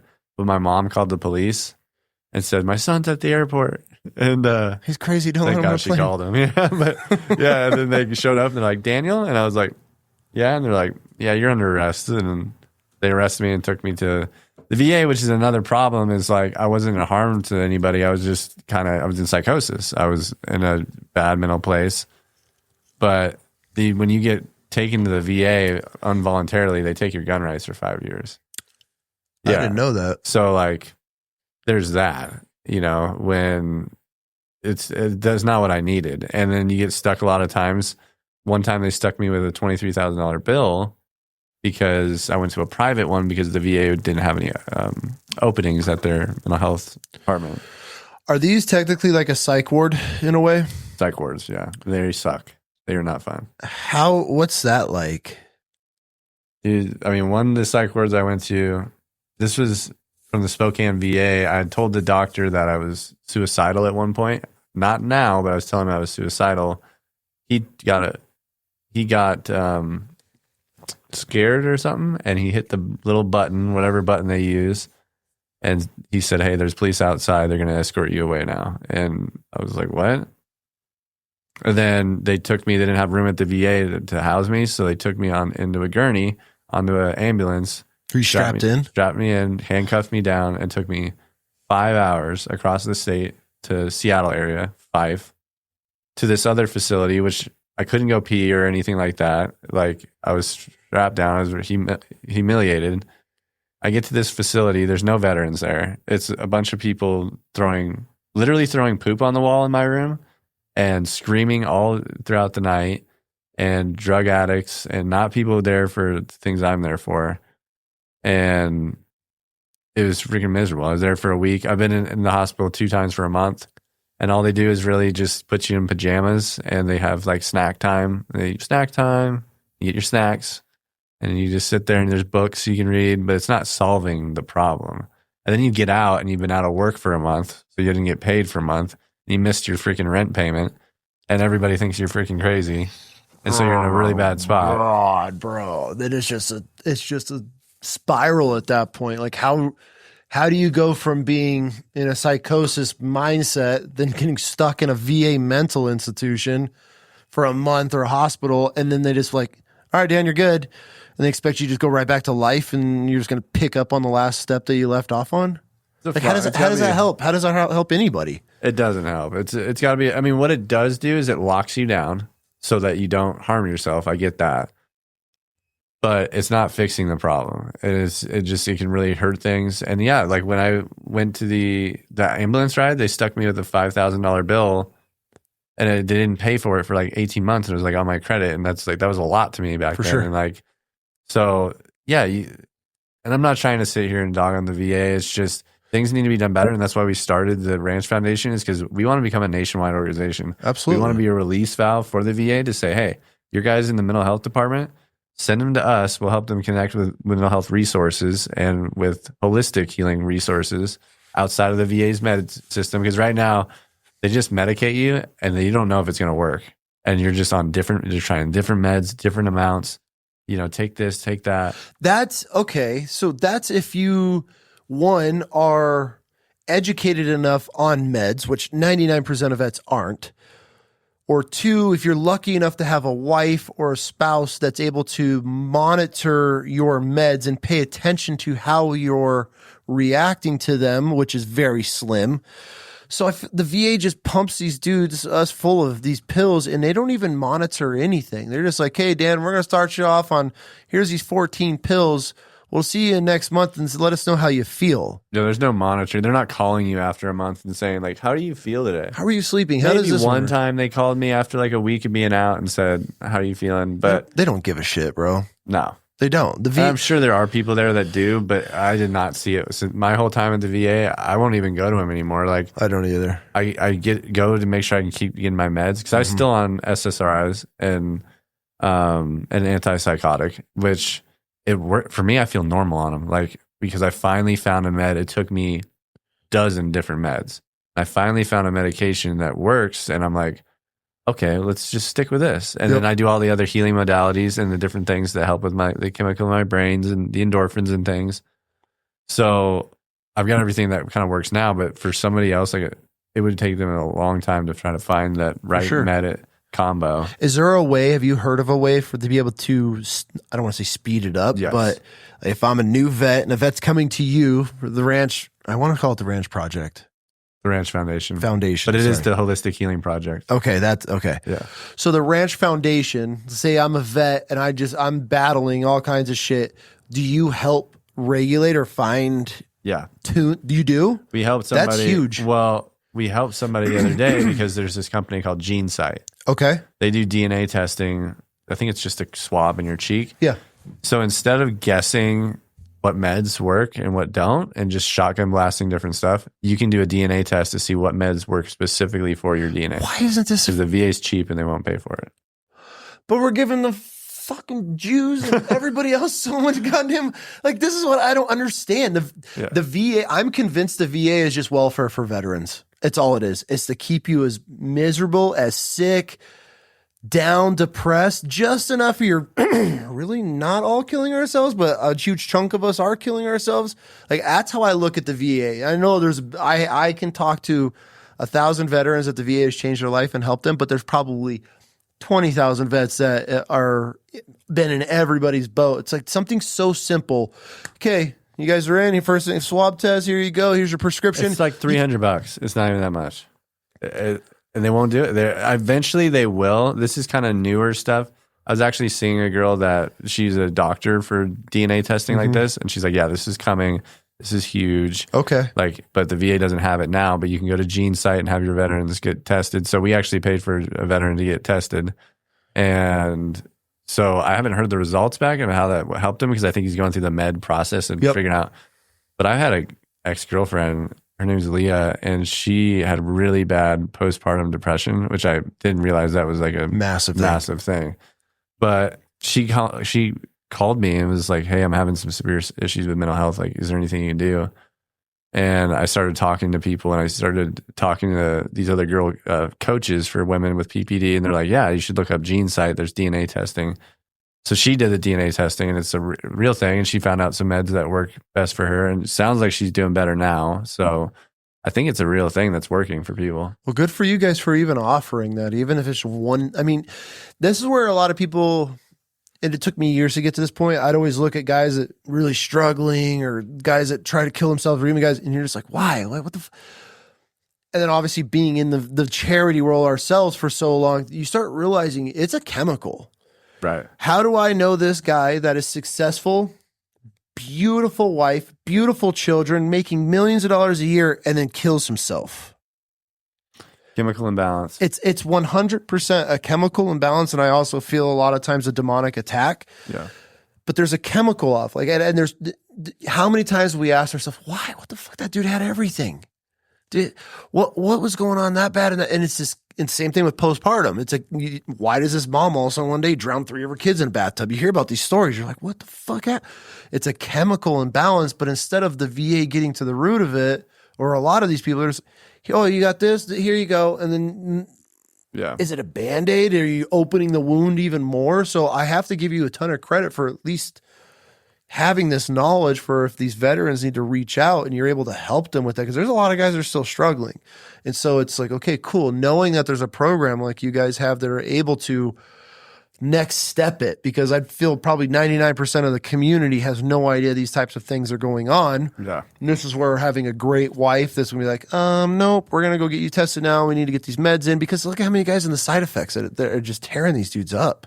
It's so bad. I talked to so many people that have been struggling with trying to get on meds that work. It's when they work, but it's hard to find the ones that work. They're not for everybody. And if, some are better than others, but like you said, the demonic attack, like that's what helped me so much, because when I started noticing what voices to listen to, like remember there's those voices about, I didn't know who to listen to at the ranch, because the demonic ones were telling me to kill myself. God was telling me to start a healing ranch and leave the toxic environment. You need to leave. You need to leave. Don't kill yourself, Dan. We're going to freeze you up for a second. Throw the pistol down. Yep. Like God was helping me this whole time get to where to start the ranch and get myself. I am the Ranch Foundation. Like the journey that I went on led to the Ranch Foundation. And that's what we're trying to do with these other veterans, is like you're going on essentially Daniel's journey that he went on. Yeah. Because that's what saved me. But Christ was was the biggest thing. I don't want to say one of them. It was the biggest thing. Like being able to go to my Bible every morning with another veteran. I do Bible study every morning, well, Monday through Friday, and learn about how Jesus was here to help us and help us from our sins and give us some tools on how to live life, like the fruits of the Spirit, like peace, love, joy, self-control, faithfulness, like gentleness, all that's like, it helps you, give you a guidebook on how to live life. And I've been studying it, and my life has been getting so much better since I started following Christ. Like, I can't tell you, the Ranch Foundation started, and all the people I've been meeting and the volunteers, and personally in my life, like things have just been getting better. My sobriety, I could not have done sobriety without Jesus. I had a moment, I was playing guitar, I was in San Diego, and I played this song almost perfectly, which I never do. And I was like, I had this moment where I just felt so bad for being drunk. and I started crying, and then all of a sudden I felt this like warm hug from behind me, and it's like the light kind of got brighter in the room, and I felt this like, it's okay, but we got to cut this out. And I just had that feeling. It wasn't a voice. It was just like this translation that just happened to me. Yeah. And it was like, and then I stopped drinking. And, it took me, I think, a few months of like going off and on until it was December 31st of 2024. I was like, this is it. Yeah. And I didn't have the urge.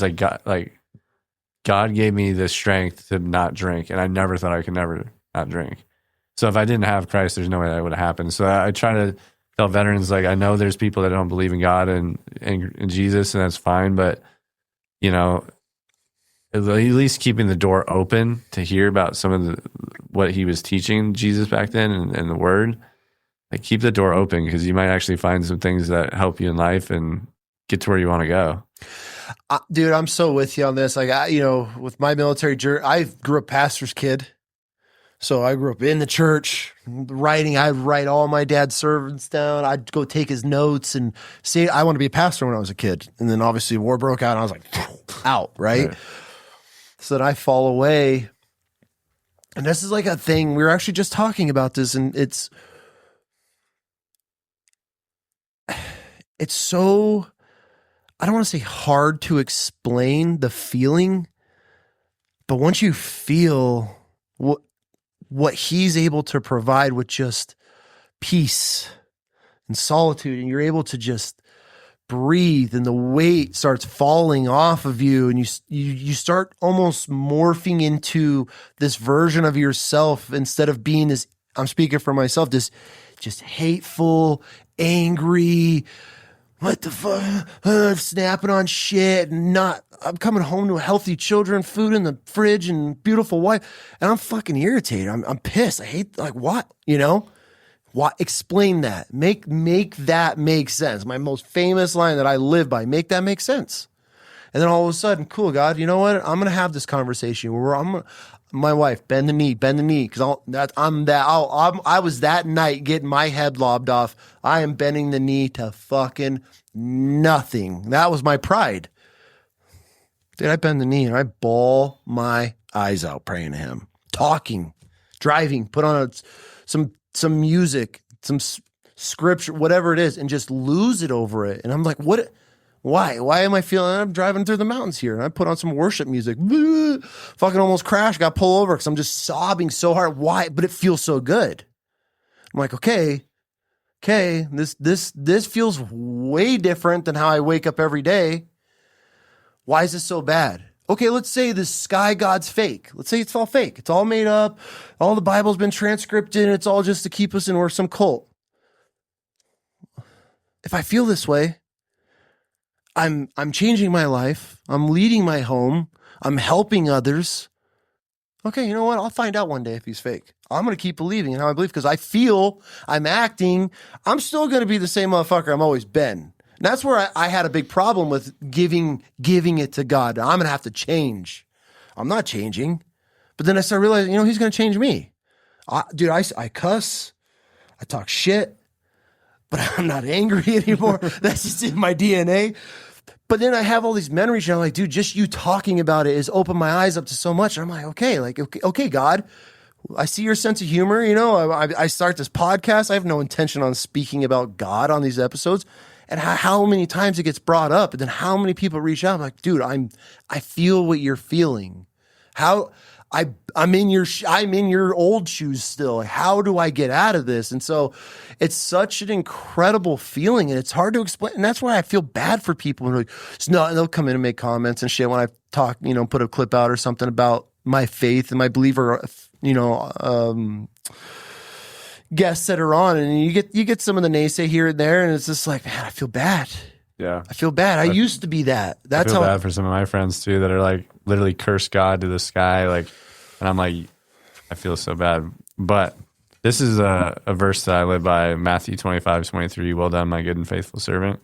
Because that's for me. I want to get to those gates, and I want God to say, well done. Like, yes, you had a little rough start. Who there. hasn't? Right. That's the whole point. Find me anybody in the Bible that is perfect. Exactly. And I think God loves the ones that, have had a rough past and now have changed their lives and turned to God. And so I do everything every day where it's like, I want to hear that, well done, my good and faithful servant at the end. And so if you think about that and every choice that you make, it's like, well, was God going to say, well done on this? Or is he going to say, hey, you need some more work or need some more retraining? Yeah, that's incredible. I just want to get to them pearly gates one day and just be like, yeah, exactly. Like, right. I don't want to get there and be like, he's like, yeah, I just want to walk up and be like, right. all right. Because I feel there's such this image of like these perfect Christian men, and we got to like be so soft and soft spoken. I just love and peace. Bro, these we've been lobbing heads. Yeah, I don't, forever. I'm not swearing to and like. See, that's where I'm next. I'm trying so hard. Actually, my daughter and I just started where she's supposed to be correcting me around my F words, and I try to, dude, I have these women that reach out and like, I would love your show much more if you didn't cuss so much. I'm like, I get it, but it's just, you just spend half your life or in industries where everybody's just cussing. That's my heart. Dude, I could give up food for 12 days. I can't get up the F word for 2 sentences. So yeah. I'm with you. I wish I could stop the cussing, but at the same time, man, I when my prayers, my God, when you're ready, take the F word out. Clean my mouth, cleanse me of the negative just feel that I put out. I pray about it all the time, and it's in me. It's like rooted in me. But I feel I could be doing way horrible things by representing him in the F word. But I'm with you. I have stopped so much. Now I'm at the point where I'm listening to the music that I've grown up my whole life on.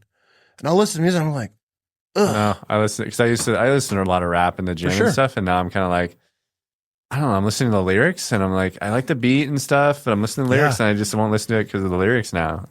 Some of it I still will, but there's some music, there's some old bangers. Yeah, I get some DMX. Right. Come on, every now and then. But it's like this. I'll listen to a new song and I listen to the lyrics. I'm like, oh, what is this? No, I'm good, and I don't need that. And so I'm getting to that phase now. And my wife's always, she's years ahead of me on her journey.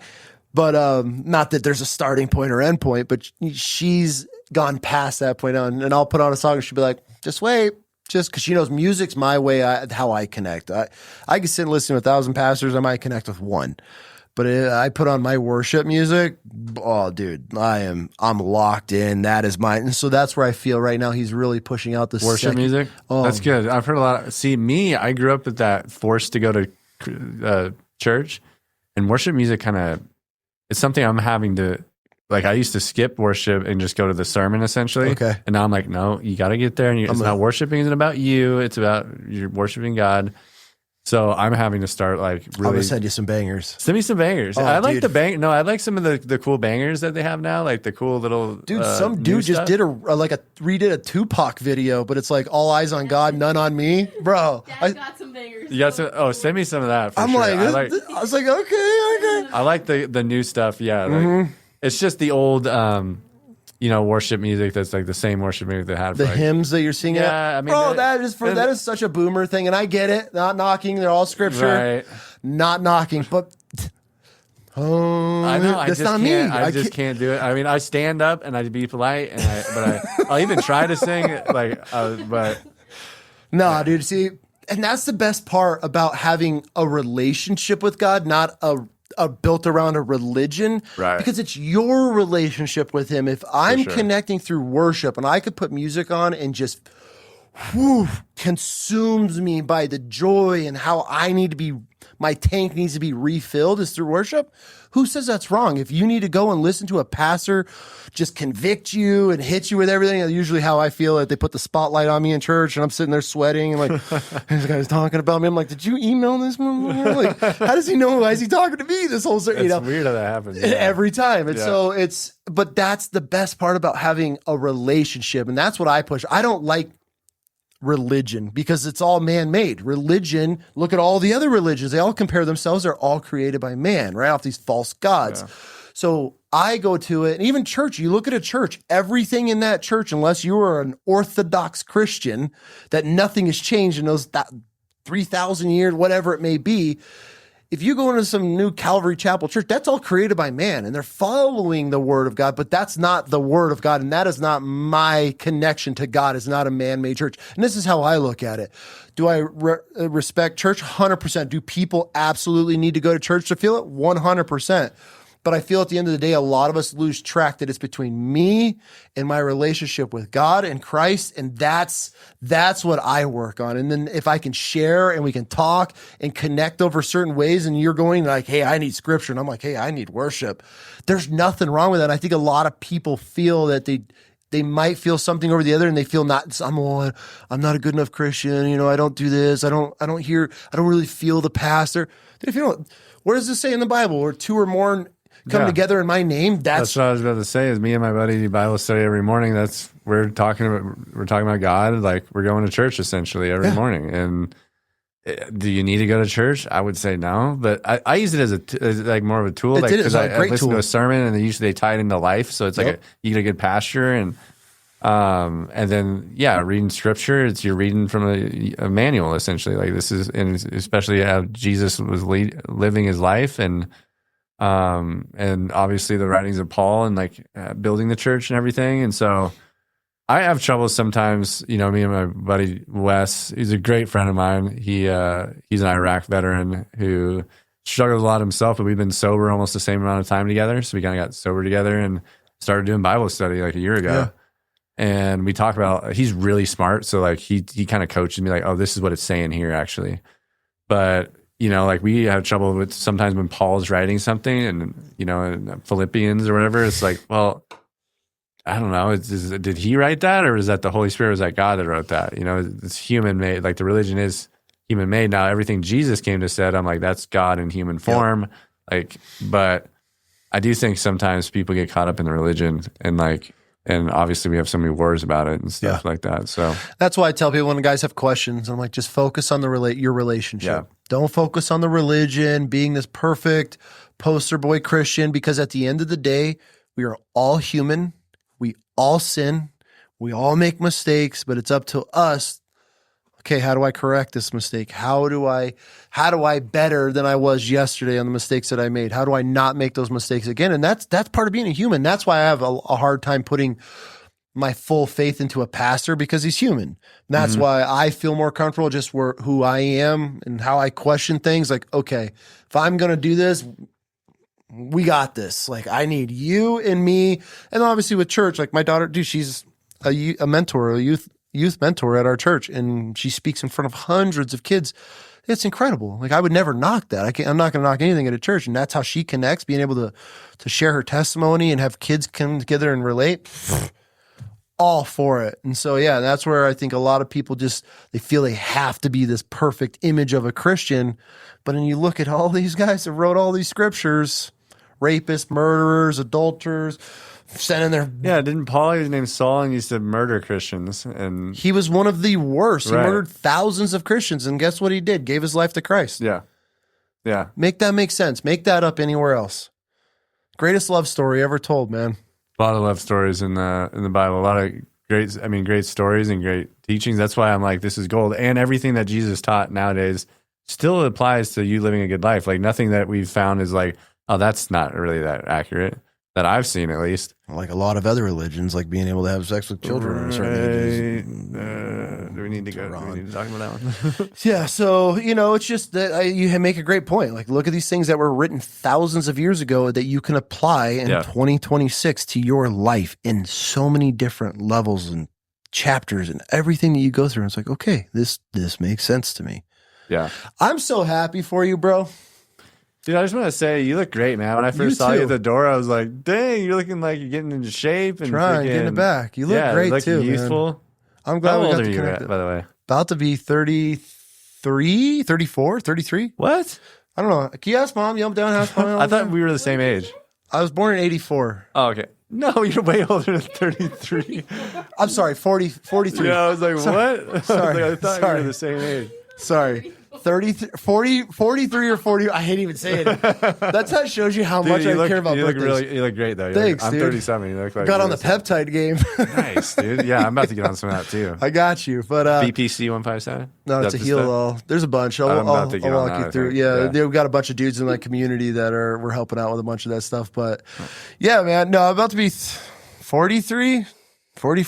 I think it's 40. I think I'm turning 43. Yeah, you look like you're in your 30s. So good job. You're doing Thanks, something dude. right, man. Thank you. Yeah, I'm so glad to see the full circle of you, from meeting you fresh out of the Army and then now starting this incredible program that is your life and consuming you. And I can see how happy it makes you by helping these guys. I'm really excited to watch your journey and continue this, because obviously I'm stepping out. I'm closing my chapter of the charity world and you're just starting one. Yeah. So anything that you need, don't hesitate. Man. I've got 12 years of living in the trenches of just completely screwing up how to run a charity, but somehow kept it alive, helped a lot of veterans, thousands of veterans and thousands of cops. And so anything you need, man, I'm here for it. I love this. I love the chapter you're in now, who you've become, and finding your faith. Who would have thought, between you and I, bro? Never would have guessed it, dude. At least for me, I would have never guessed it. Yeah. Yeah. So if people want to get on, as far as supporting, finding you, because obviously, let's just talk about the elephant in the room from somebody that has had an organization for 12 years. Money is what makes people ask, how can I help? Money.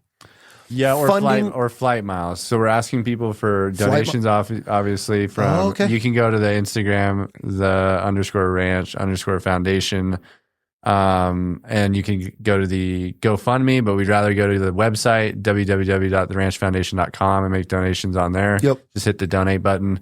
But we are asking people for flight miles as well, because our biggest expense is just getting people to been there. Is that your biggest expense? Been there. Yeah. And so like we're getting a lot of volunteers, and we'd love people to volunteer that are guides, outdoor guides, or guitar instructors, coaches, healers of any sort. But we definitely need cash donations just to pay for like memberships for people. Like if someone wants to do jiu-jitsu and We Defy Foundation can't cover it, we're going to cover it. So, we're trying to keep the costs by getting donations as much as possible. But cash donations are obviously really helpful, or the flight miles are just as good as cash. So 100%. And they can email us at info@theranchfoundation.com too. And if they have any other questions, they can DM us at our Instagram, The Ranch Foundation. I love it, man.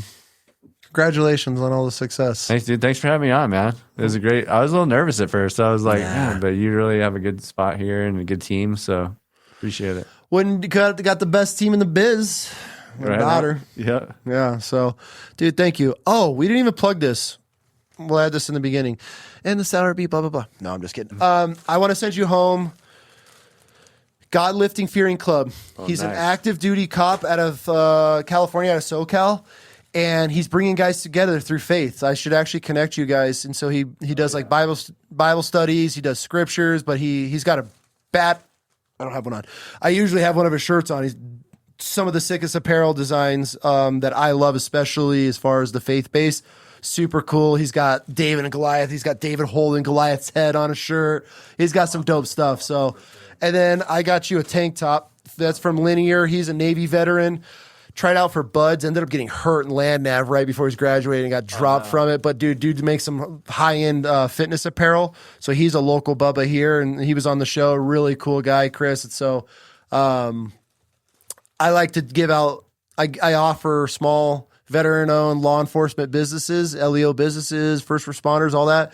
If they have companies that they want to help out, they send us gear and we give the guests, so I can help promote them and then send our ghosts home with a gift, and then they get a little bit of love on the internet, because I feel like these podcasts, dude, they get so big and they all care about is money. So I always want to help out. I remember what it was like starting like an apparel brand and trying to get my name out there. So I try to give back to the community as much as possible, whoever has stuff. So this is awesome. I love this kind of gear. Yeah. And the tank top. I've been doing biceps a lot, so this is good. Time. It's time. Bust them out. Summer's right around the corner. Dude. Thanks, man. Thank you so much, bro. I appreciate this. I am so glad. I'm so glad we had this conversation. This is fun, man. I'm proud of you, man. Good for you. You too, man. Like it's crazy. 2017 to now, or was that 2016? 16, 17, Yes. yeah. and just how far you come too, and Life's crazy. and how much she's grown up since the She last. was 9. You were 9 years old. She was 9 years old the last time you saw Yeah, her. it's crazy. About It's just, turning 18 here next month. it's just life is going so fast, man, and yeah, I just